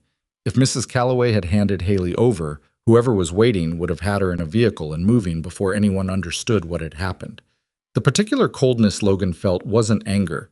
Anger was imprecise and used energy he needed for other things. It was something more like clarity, the narrowing of everything down to a set of problems that required solutions in a specific order. "I need the building layout," he said. "Whatever's available. Permits, original construction records." "Already requested from the city database. Waiting on it." "Surveillance on the building?" "I have a contact in the department running a quiet drive-by. No confirmed activity, but the contact said there were tire marks in the alley that looked fresh." Fresh tire marks at a vacant building near the school on the day someone tried to take his daughter. Logan stood with that for a moment. "Call your contact," he said. "Tell them we may need a coordinated response within 12 hours. They need to be ready, but they cannot move without my signal. If Rhodes hears sirens, hears anything, he'll panic," Warren said. "He'll hurt her," Logan said. Because if they were right and Rhodes had moved to the next phase, if the phone call was the warning shot and the real operation was already in motion, then there was a possibility Logan had been building toward in his head since the drive from the school and hadn't said out loud yet. "Warren, if he didn't get Haley from the school today, what does he do next?" Warren was quiet. "He already has assets staged," Logan said. "He's already committed resources. He came here for something and he got stopped." He looked at Warren. "He doesn't walk away. He adjusts again." "Tonight," Warren said. "Tonight or tomorrow. Before we have time to harden everything further." Logan looked at the monitor. "He goes for whoever's available. Easiest target in his framework." "Evelyn," Warren said. "Or Haley. Whichever one he can reach." Logan kept his voice even. "So neither one of them goes anywhere without coverage, and I need to be the one who draws him out." Warren looked at him for a long moment. "That's going to involve Evelyn." "Yes." "She's not going to like being bait." "No, but she's going to agree to it." He paused. "Because she's the one who understands this situation best, and she's not going to let someone else carry the risk while she sits in a conference room." Warren looked at the monitor again. "When do you want to brief her?" "Now," Logan said, "while Haley's doing homework." Evelyn listened to the entire plan without interrupting, which he'd expected. She sat across from him in her office with the legal pad in front of her and didn't write anything on it, just listened, tracking each element the way she tracked a contract negotiation, looking for the weak points before she agreed to anything. When he finished, she said, "You want me to contact Rhodes directly?" through a channel he can access, but that looks accidental. Warren has a former employee who Rhodes has kept in contact with, someone who occasionally passes him general company gossip. Nothing that triggers legal exposure, just noise. We pass a piece of information through that channel, that you're working late tonight alone, that the building security has pulled back because of the Hartwell contract celebration, that you're personally signing off on final documents in your office. All of it false. All of it false. Warren and 2 building security officers will be positioned. Law enforcement contact will have units 2 blocks out. He looked at her. Rhodes comes to the building or sends someone. We contain it. And where are you? If he has Haley, he doesn't have her. She's in the conference room doing fractions. If the school call was a distraction, Logan said, keeping his voice level, and if his actual play tonight goes differently than we expect, I need to be mobile, not fixed in the building. She looked at him. You think he might move on her even tonight, even knowing you're here? I think he's been patient for 2.5 years and the patience is running out. People like Rhodes, they don't get more careful when the plan starts to slip. They get more reckless. He leaned forward slightly. Tonight is probably our best chance to control the conditions. Tomorrow, or the day after, we have less control. He picks the time, the place, the target. Evelyn looked at the legal pad. She picked up the pen and didn't write anything and set it back down. If I do this and something goes wrong, things might go wrong. I can't promise they won't. I know. She said it quietly. I wasn't going to ask you to promise. I was going to say, if something goes wrong, I need to know that Haley is the priority, not me. He looked at her. I mean it, she said. If you have to choose, Evelyn, she stopped. I'm not going to have to choose, he said, because the plan accounts for both. That's what the plan is for. He held her gaze. But I hear you. She nodded. She picked up the pen again and this time wrote something, 2 lines, fast, like she was recording a decision before she could revisit it. What do you need from me? Stay in the building until 8, visible to the cameras in your office. Rhodes almost certainly has someone watching the exterior feeds if he has the access Pratt gave him before we cut it. At 8, you move to the secondary office on 26. Warren and his team hold the 31st. He paused. And you stay on the phone with me. The whole time? The whole time. She looked at him for a moment with an expression he didn't fully parse, something that had resolve in it, and something underneath the resolve that was less composed. Okay, she said. He went back to the conference room. Haley had finished the fractions and moved on to a reading worksheet, and she'd used the whiteboard to draw a diagram that appeared to be a revised version of the spaceship pulley system with several structural improvements Logan hadn't suggested. New design? He said. I added a counterweight, she said, not looking up from the worksheet. Miss Evelyn said a counterweight would make the second pulley more efficient. She told you that today? While you were talking to Warren. She came in for a few minutes. Haley finished a sentence on her worksheet. She explained it with a paperclip and a rubber band. Logan looked at the whiteboard. The counterweight principle was correctly applied. He stood there for a moment, looking at his daughter's engineering diagram on the whiteboard of a 31st floor conference room, and felt something that he didn't try to name because naming it would have made it harder to do what came next. Bug, he said, I need to talk to you about tonight. She put her pencil down and looked at him. 8 years old, and she knew when he was about to say something that required her full attention.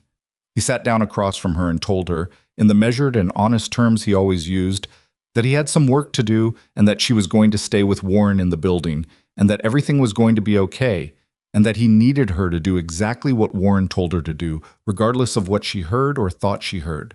She listened. Is it the person who called the school? She said. Yes.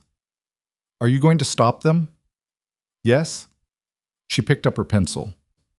Okay, she said. Will you come back and check the counterweight design before you go? I want to make sure the math is right. He checked the counterweight design. The math was right. Warren activated the information channel at 6:30, passing the prepared details through the former employee contact in a way that looked like casual conversation. By 7, Logan was in Warren's car 3 blocks from the Kellner Avenue property, parked in a shadow between a closed shipping depot and a chain-link fence, watching the building through a pair of binoculars Warren kept in the glove compartment for reasons he'd never explained.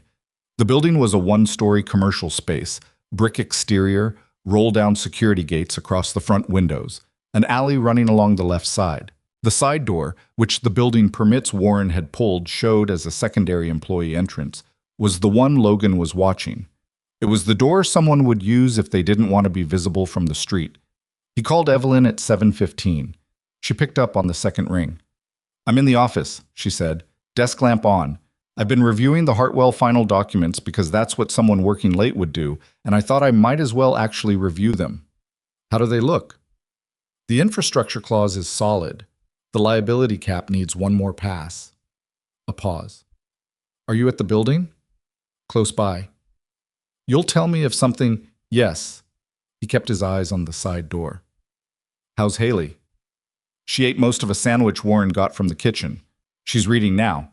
She asked me to look up information about counterweight systems in space elevators, which is apparently a real engineering concept." "I know, I checked." A pause. "She's going to be an engineer." "She's going to be whatever she decides to be," Logan said, "but probably an engineer." He heard Evelyn exhale, not quite a laugh, but something in that range. Then, "Logan, I need to say something." He waited. "Whatever happens tonight, the thing you said that you hear me, about Haley being the priority." She stopped and started again.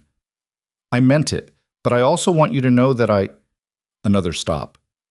"I would like for you to come back." He was quiet for a moment. "I intend to," he said. "Good.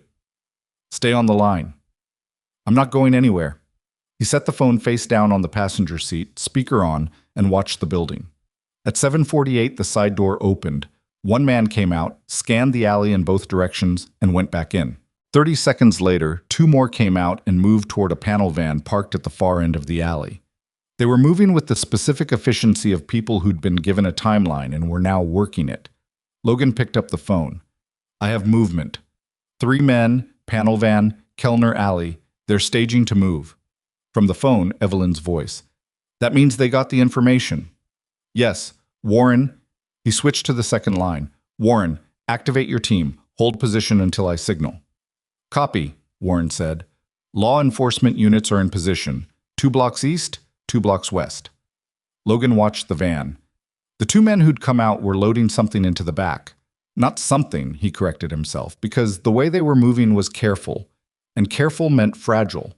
And fragile meant— He was out of the car before the thought completed. He moved along the fence line, using the shadows the same way he'd used them in circumstances he'd spent 4 years not thinking about, and the distance between his position and the van's position shrank without any noise from him at all. The 2 men at the van had their attention on what they were handling and on the door, not on the fence line, which was a tactical error he'd identified before he left his position. He was 15 feet from the van when he heard it. A sound. Small. From inside the van. He stopped. The sound was muffled, and it was frightened, and it was 8 years old. Every calculation he'd been running, the approach angles, the 2 men at the van, the third inside, the timing, compressed into a single point. He moved. The first man at the van didn't get a chance to turn around. The second had slightly better instincts and got halfway around before Logan's elbow removed him from the equation. Both of them went down fast and quiet, and Logan was at the van's rear door in the same motion. He opened it. Haley was zip-tied at the wrists, a cloth over her eyes, sitting on the floor of the van against the wheel well. She was breathing fast, and her shoulders were rigid with the particular stillness of someone who'd made the decision to be silent, because silence felt safer. She was holding herself together with everything she had. "Hey," he said. Just that. The shoulders stopped being rigid. Her chin came up. "Dad," she said. Her voice cracked on the single syllable and then steadied. "I've got you." He was already working on the zip tie. "You're okay. I've got you." "I know," she said. "I knew you'd come." He cut the zip tie with the pocket knife he'd carried for 11 years and lifted the cloth from her eyes, and she blinked in the van's dim light. And then she looked at him, and the look on her face was the thing he'd carry for the rest of his life. Not relief exactly, not just relief, but something more like a complete and absolute faith that had been tested and had held. He got her out of the van and put her behind him and called Warren. "I have Haley. Van in the Kellner Alley. 2 down, 1 still in the building. I need units to take the building entrance now." "Moving," Warren said. "Evelyn?" I heard, Evelyn said from the other line. She'd been on the whole time. Her voice was tight and controlled and slightly unsteady in a way that had nothing to do with weakness. I heard everything. Is she? She's with me. He looked down at Haley, who was standing close against his side with her hand in his. She's fine.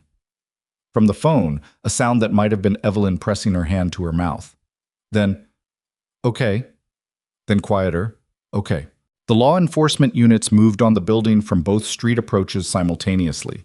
The third man, who turned out to be one of the men from the parking garage, out on bail and apparently not making better decisions with his freedom, was taken at the side door without significant resistance. Damian Rhodes was not in the building. Logan knew this before the units confirmed it. Rhodes was a planner, not an executor. He'd sent men while he waited somewhere with distance and deniability between himself and the operation. Which meant Rhodes was still out there, somewhere, watching whatever information he was getting back about tonight's result. Logan stood in the alley with Haley, his hand on the back of her head, thinking about this, when his phone buzzed with a text from Warren. Rhodes is at Ashford. Building cameras caught him entering through the south entrance 7 minutes ago. He used Pratt's old badge. We missed a secondary credential in the deactivation. He's heading up. Logan looked at the text. Rhodes had split the operation deliberately. Send the team to Kellner, give Logan something real to respond to, something that would pull him away from the building, and while Logan was in an alley 3 miles away, Rhodes walked in himself. Not to grab Evelyn, for something else, something personal. He called Warren. Evelyn, where is she? 26th floor, secondary office, per the plan. A pause. Logan, Rhodes is on the elevator. He knows the building. Get to her, right now. Don't wait for me. He was already looking for a way to move. Warren's car was a block away. The alley was clear, but 3 miles of city traffic at 8 in the evening was 8 minutes minimum, and 8 minutes was... Logan, Evelyn's voice from the other line. Calm, very deliberately calm. I can hear you thinking, I'm not alone. Warren's team is coming, and I heard everything you taught me. He stopped. Evelyn, you said negotiation was about controlling what the other person is focused on, she said. You said the job is to keep them talking and keep them looking at you instead of the door. A pause. I can do that. That was a theoretical conversation. I know. I'm a fast learner. Another pause. Go to Haley. Stay with her. Evelyn, Logan. Her voice was steady. The steadiest it had been all night. I trust you. Trust me. The line stayed open. He looked down at Haley, who was watching him with those eyes that missed nothing. He was 3 miles away and getting closer wouldn't be fast enough, and she was right, and he hated that she was right, and he stood in the alley with his daughter's hand in his and listened. The feed from Warren's lapel mic was patchy but audible. Logan had asked Warren to run it for situations exactly like this, where real-time intelligence was the difference between a good outcome and a terrible one. Through the static, he heard a door open. He heard Evelyn's voice, level and clear. Damian. A pause. Then a voice he hadn't heard before but recognized from Warren's briefings. Rhodes, 51 years old, 2.5 years of prison-focused anger behind it. You look good, Evelyn. Considering. Considering what? Considering what this night was supposed to look like. A sound. Footsteps on a hard floor, moving slowly. I had a more dramatic entrance planned. Your janitor complicated things. He does that, Evelyn said. Logan stood in the alley and listened to Evelyn Hart hold a conversation with a man who'd spent 30 months building toward this moment. And he watched his daughter watch him, and he kept his breathing even. You should sit down, Evelyn said to Rhodes. We should talk about what you actually want. I want you to understand what you took from me. I know what I took from you, your freedom, your company, your reputation. A pause. You took $40 million from investors who trusted you, from employees who had retirement accounts in that fund. I found it, and I reported it. I'm not going to apologize for that. A long silence. You're not scared, Rhodes said. He sounded, Logan thought, faintly surprised by this, like he'd rehearsed for a different scene. I'm scared, Evelyn said. I'm also right, and I've learned recently that sometimes both things are true at once. The footsteps again, closer.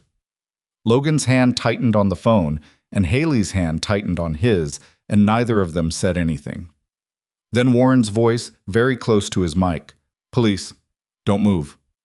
The sounds that followed were brief and not quiet.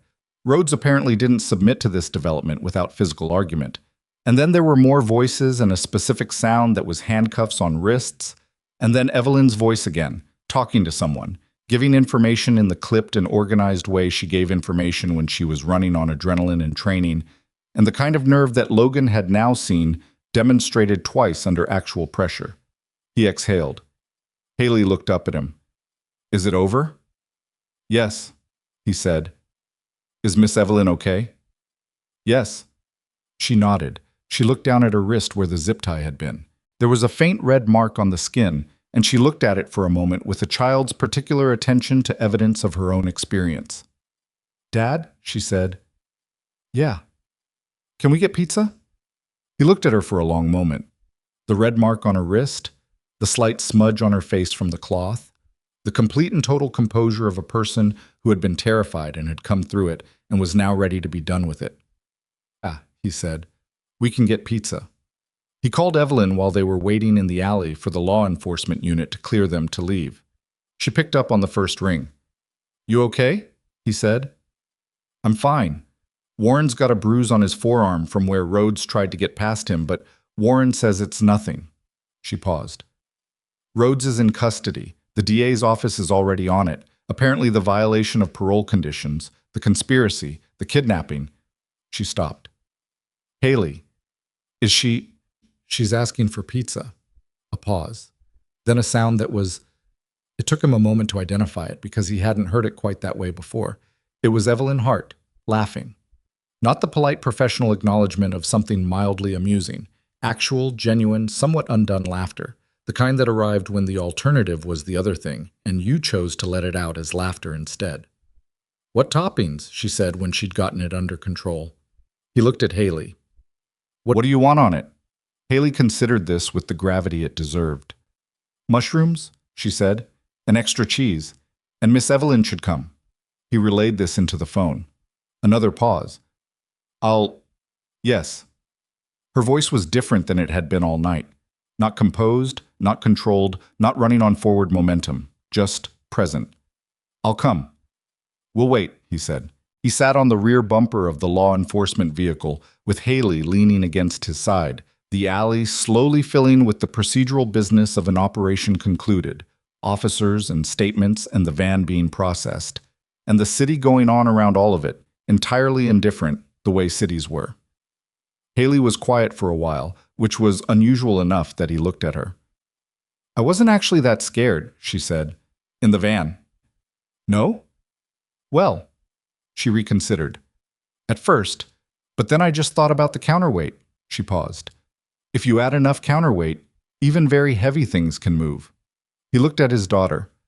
I think I made that into a metaphor, she said. Miss Evelyn says engineers think in metaphors sometimes. She says it's okay. He put his arm around her and she leaned in and they sat there in the alley while the world did what it needed to do.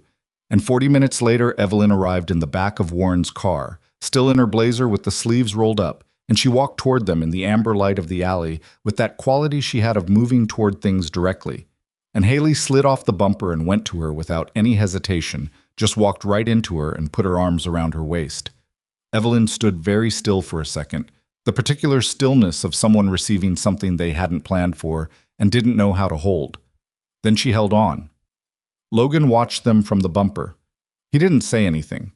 There wasn't anything to say that would have added to it. After a moment, Haley looked up at her. You can order the pizza, she said. You pick the restaurant. But I already said mushrooms and extra cheese, so that part's decided. Evelyn looked down at her. Something in her face was open in a way Logan had seen only briefly before, in moments when she didn't think he was watching. Mushrooms and extra cheese, she said. I can work with that. The pizza place Evelyn found was open late and had a corner booth that fit 3 people without anyone having to sit sideways, which Haley noted approvingly. It was the kind of place with red checkered paper under the baskets and a jukebox in the corner that nobody was using and lights warm enough that everything looked slightly better than it probably was. Not fancy. Not trying to be. Haley ate 3 slices and talked for most of the meal about the space elevator counterweight concept, which she had apparently researched thoroughly on Evelyn's office computer during the window when Warren was coordinating the law enforcement response, and nobody had thought to limit her search terms.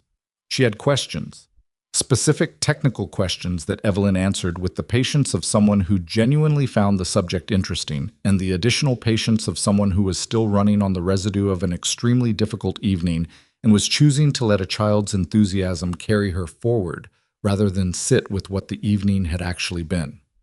Logan ate and listened and didn't say much. There wasn't much he needed to say. At one point, Haley looked at him across the table with the expression that meant she'd been thinking about something and had decided to say it. "Dad," she said, "when you were in the military, did you do stuff like tonight a lot?" He looked at her. He'd been waiting for some version of this question for 4 years, had practiced different versions of an answer in the private space of the kitchen table after she went to sleep, and now that it was here, it felt simpler than he'd made it. "Yes," he said. "Was it scary?" "Sometimes." She thought about this. "But you did it anyway." "The people on the other side of it needed someone to come," he said. "So someone had to go." She was quiet for a moment, turning this over. Then, "Is that why you came for me? Because I needed someone?" He looked at his daughter, the mushroom on the corner of her lip, the slight red mark still faint on her wrist, the complete and serious attention on her face, and he said, "You're why I do everything, Bug. That's the whole answer." She nodded. She wiped the mushroom off her lip with the back of her hand and looked at Evelyn.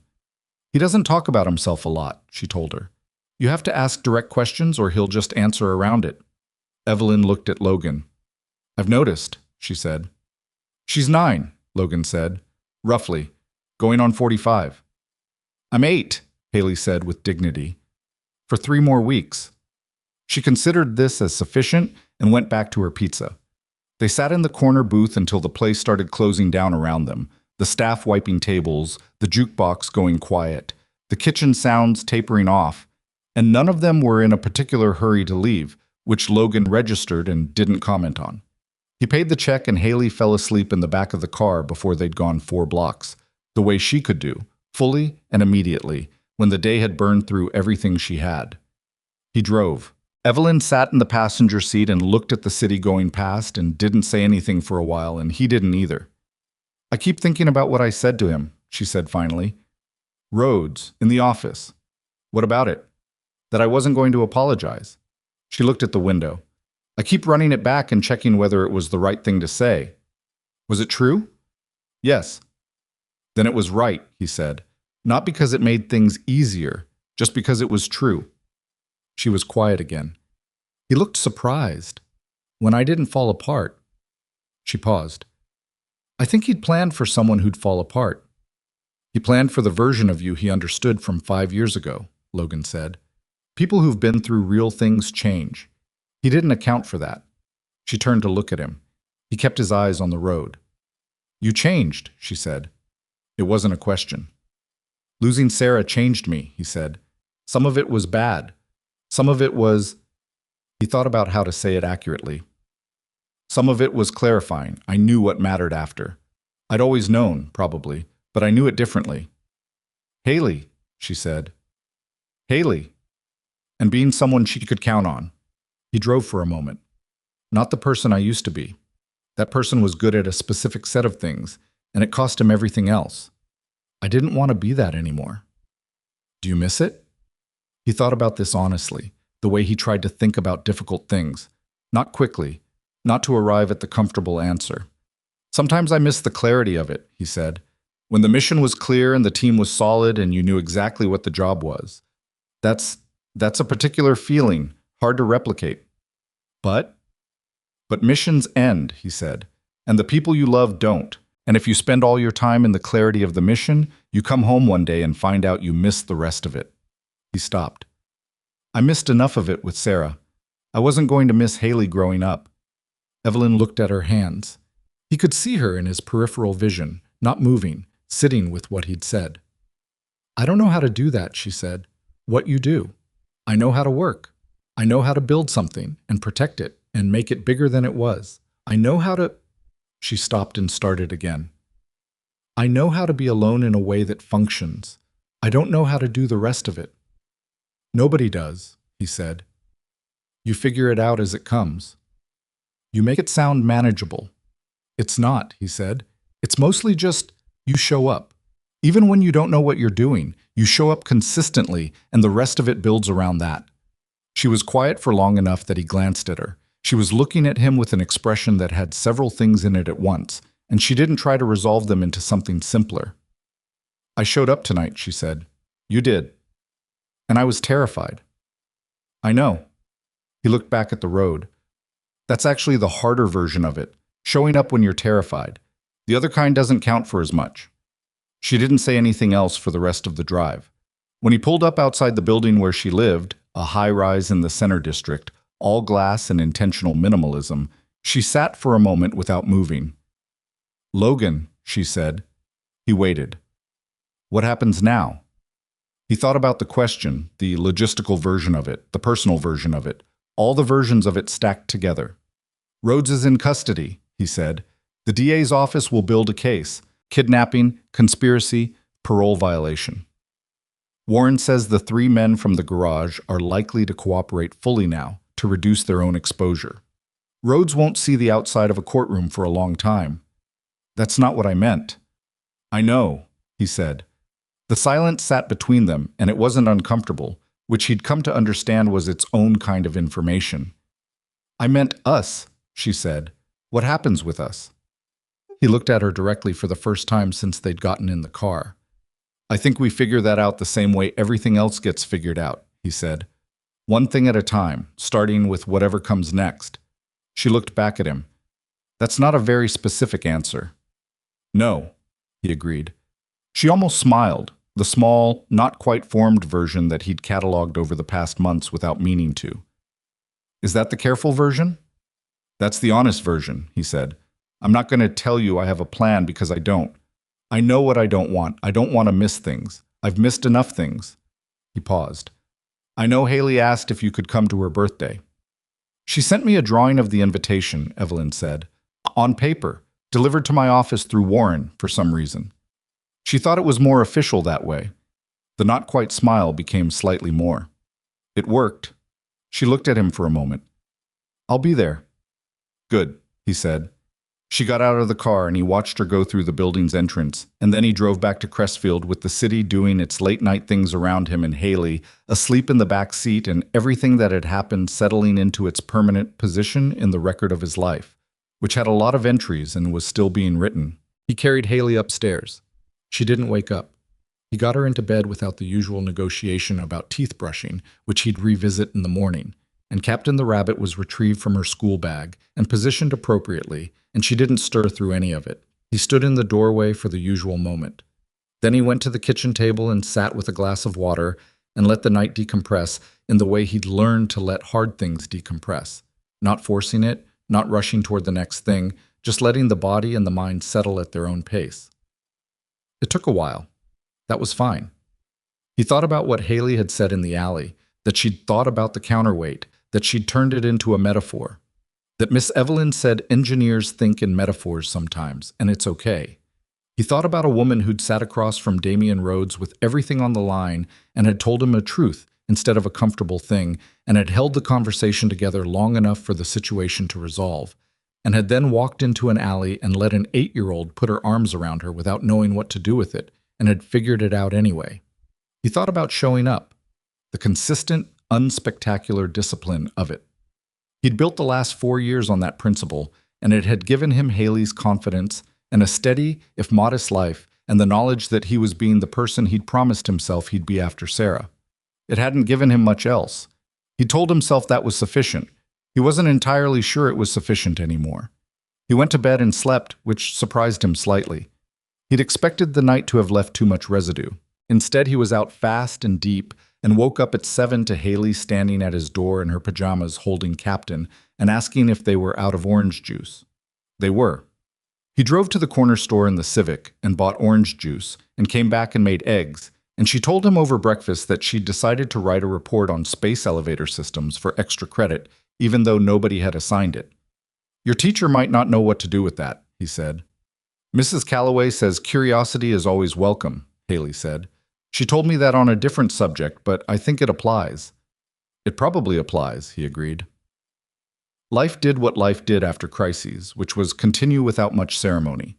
The DA's office filed charges against Damian Rhodes and his associates within the week: conspiracy to commit kidnapping, criminal intimidation, multiple parole violations, and the case was assigned to a prosecutor Warren described as thorough and relentless, which were the two qualities the situation required. Rhodes' attorney made preliminary noises about negotiations, which the DA's office declined. It was going to trial. Logan gave a statement twice, once to the detective assigned to the case, and once in a more detailed deposition that took 3 hours and covered the garage incident, the consulting period, the Kellner operation, all of it.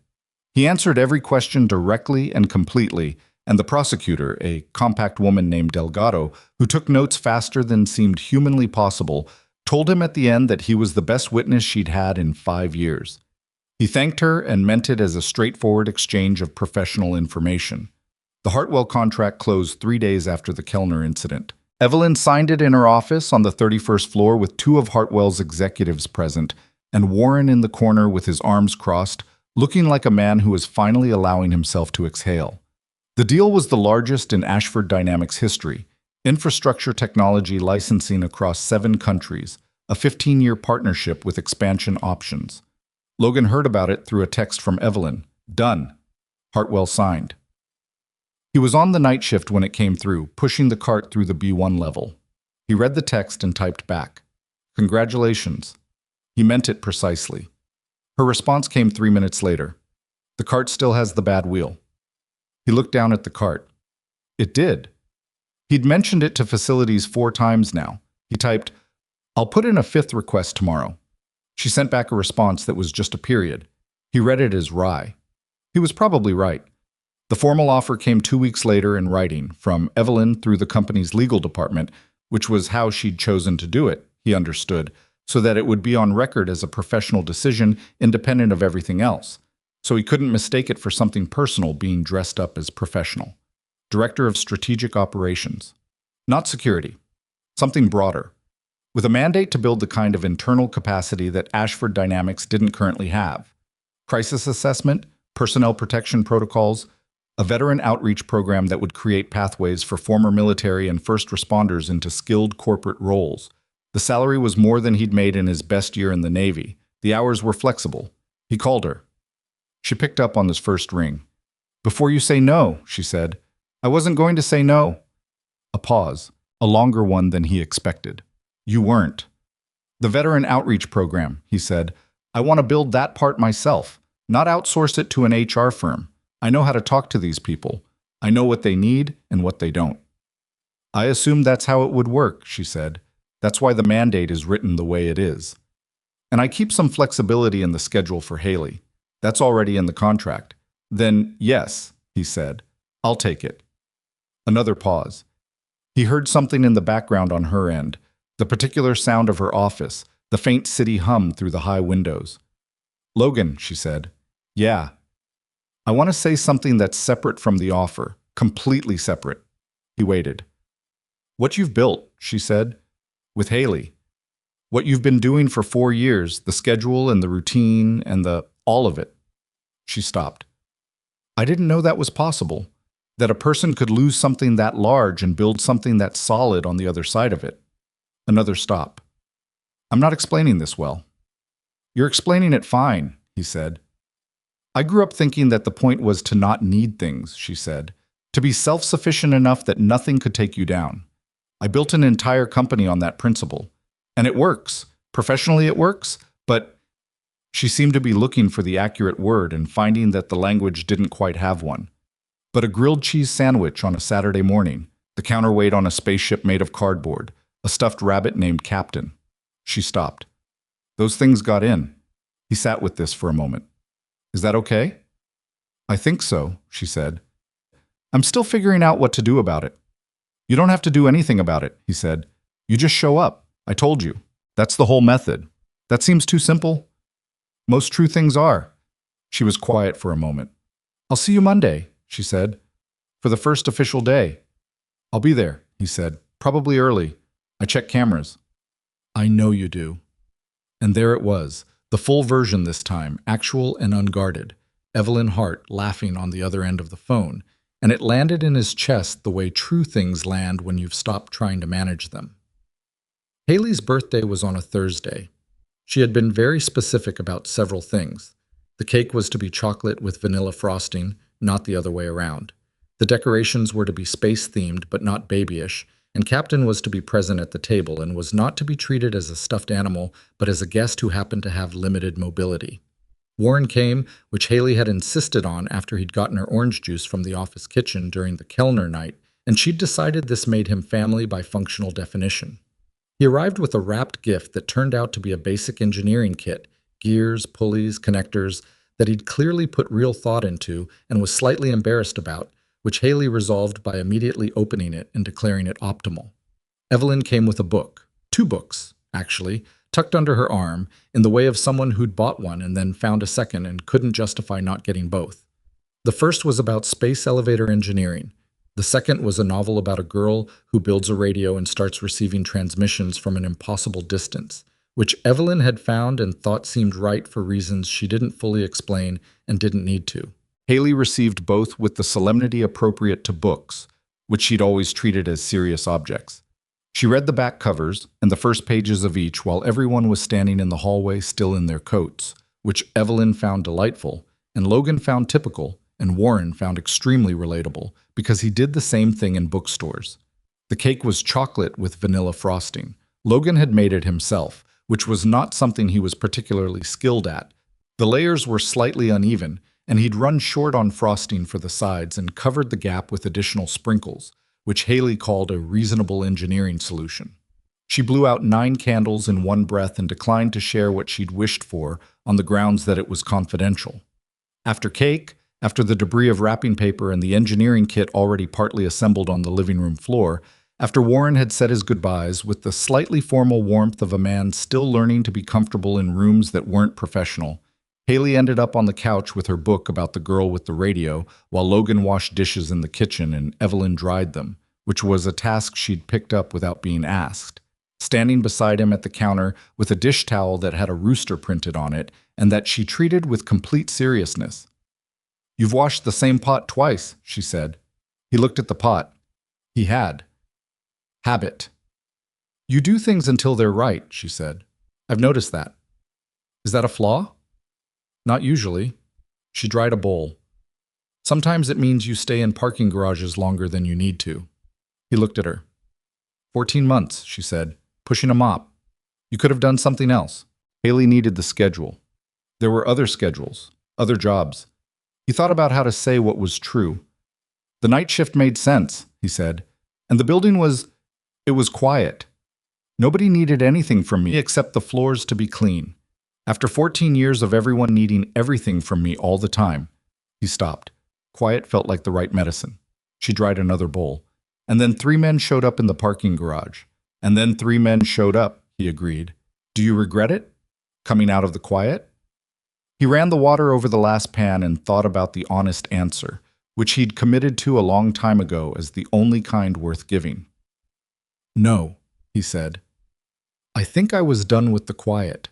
I just needed a reason that was bigger than me to move." She handed him the dish towel.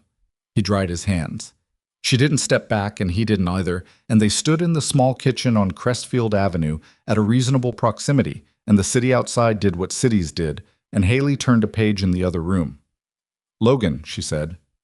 "Yeah." "I would like to try," she said. "The showing up thing, consistently." She said it the way she signed contracts, not impulsively, with full understanding of what she was committing to. "I'm not very good at it yet. I'm probably going to be—" She paused.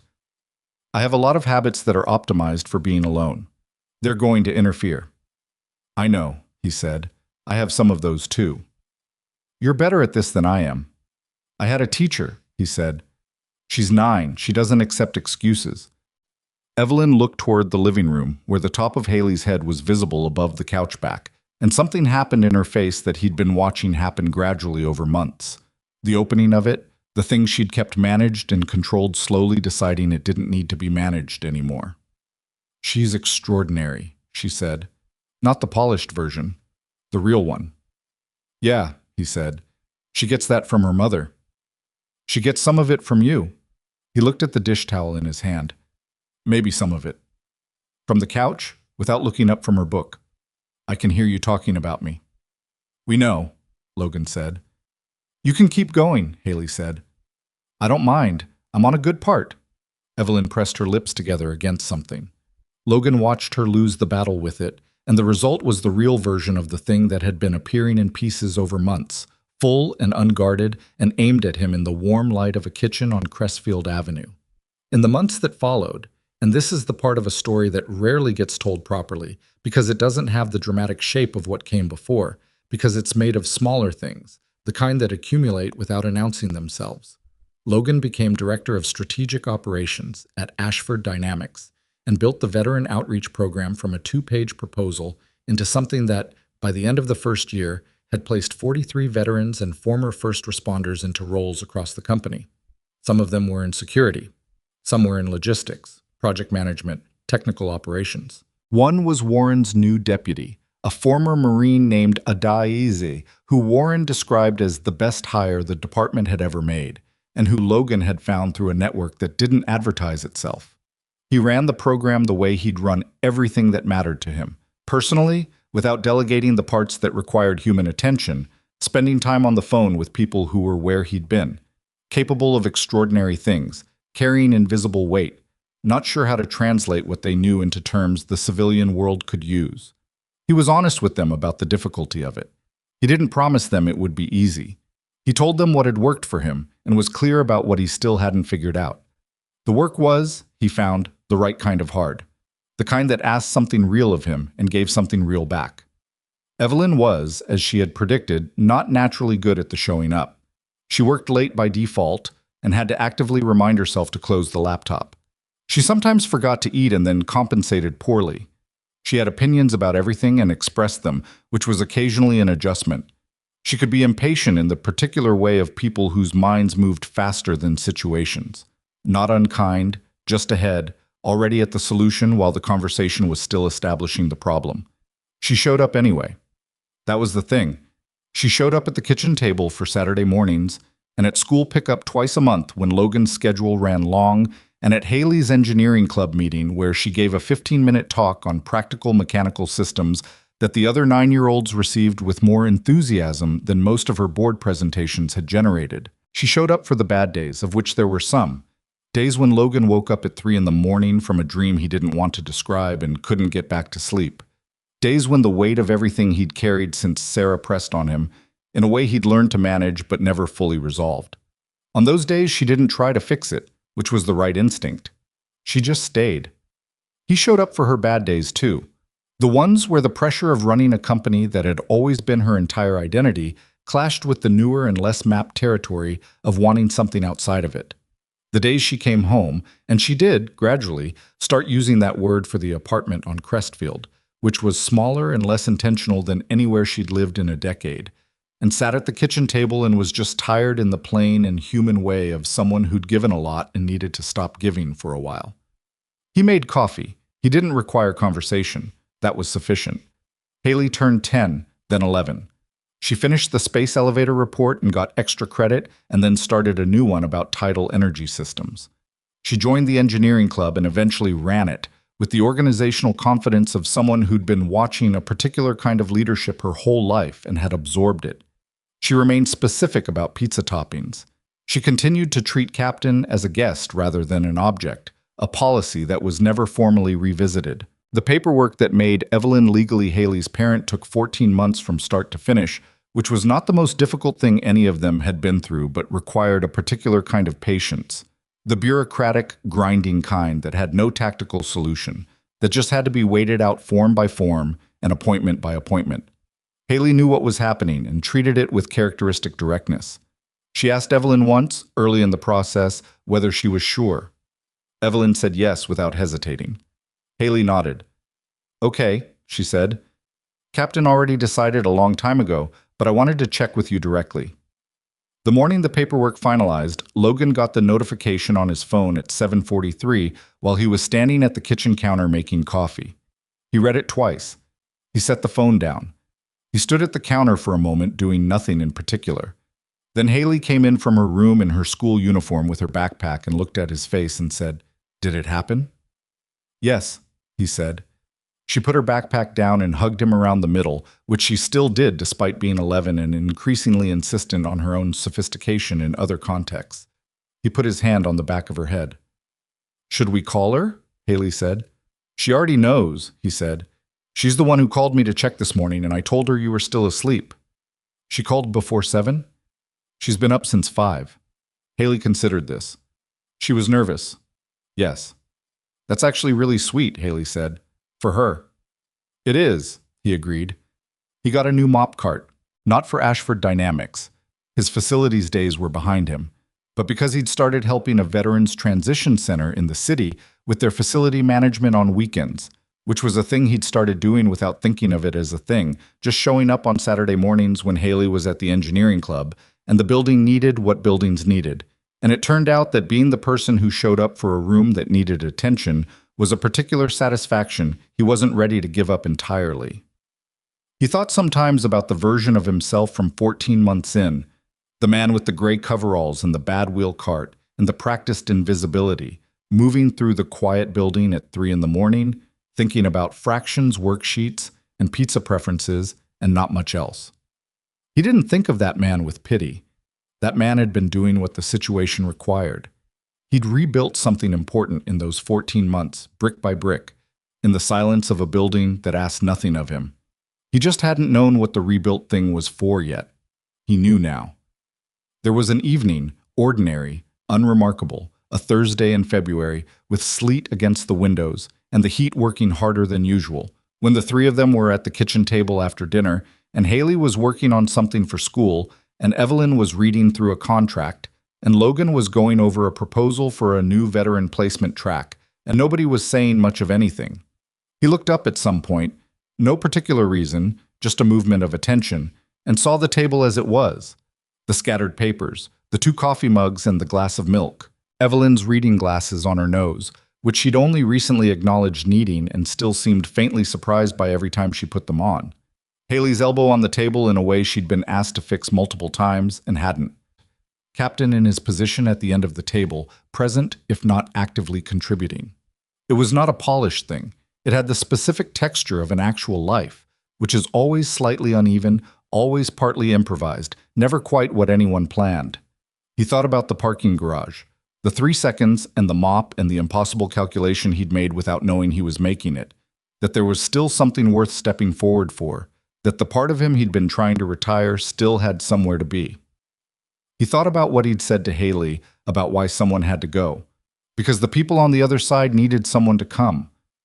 He hadn't known then that the someone he was really talking about was himself, that the person who needed rescuing wasn't in the parking garage, that the whole shape of it, the job, the building, the bad wheel cart, the 13 months of quiet, had been a kind of waiting, for the right thing to need him, for the version of his life that was bigger than just getting through.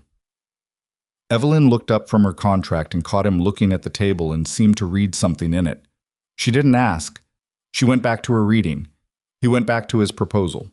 Haley fixed her elbow, then put it back. He let it go. The sleet came down outside on Crestfield Avenue, and the apartment was warm and the table was covered in the ordinary evidence of people living their lives. And Logan Mercer, who had once been one of the most decorated operators in the United States Navy, and had then been a janitor in a parking garage, and had then been a man finding his way back to himself, sat in the kitchen he'd been sitting in for years and understood, without needing to name it out loud or make it into more than it was, that his greatest mission had never required a classified briefing or a tactical plan or a decision made in the dark. It had required a mop and a bad wheel and a choice to step forward when the moment came. The rest had built itself around that.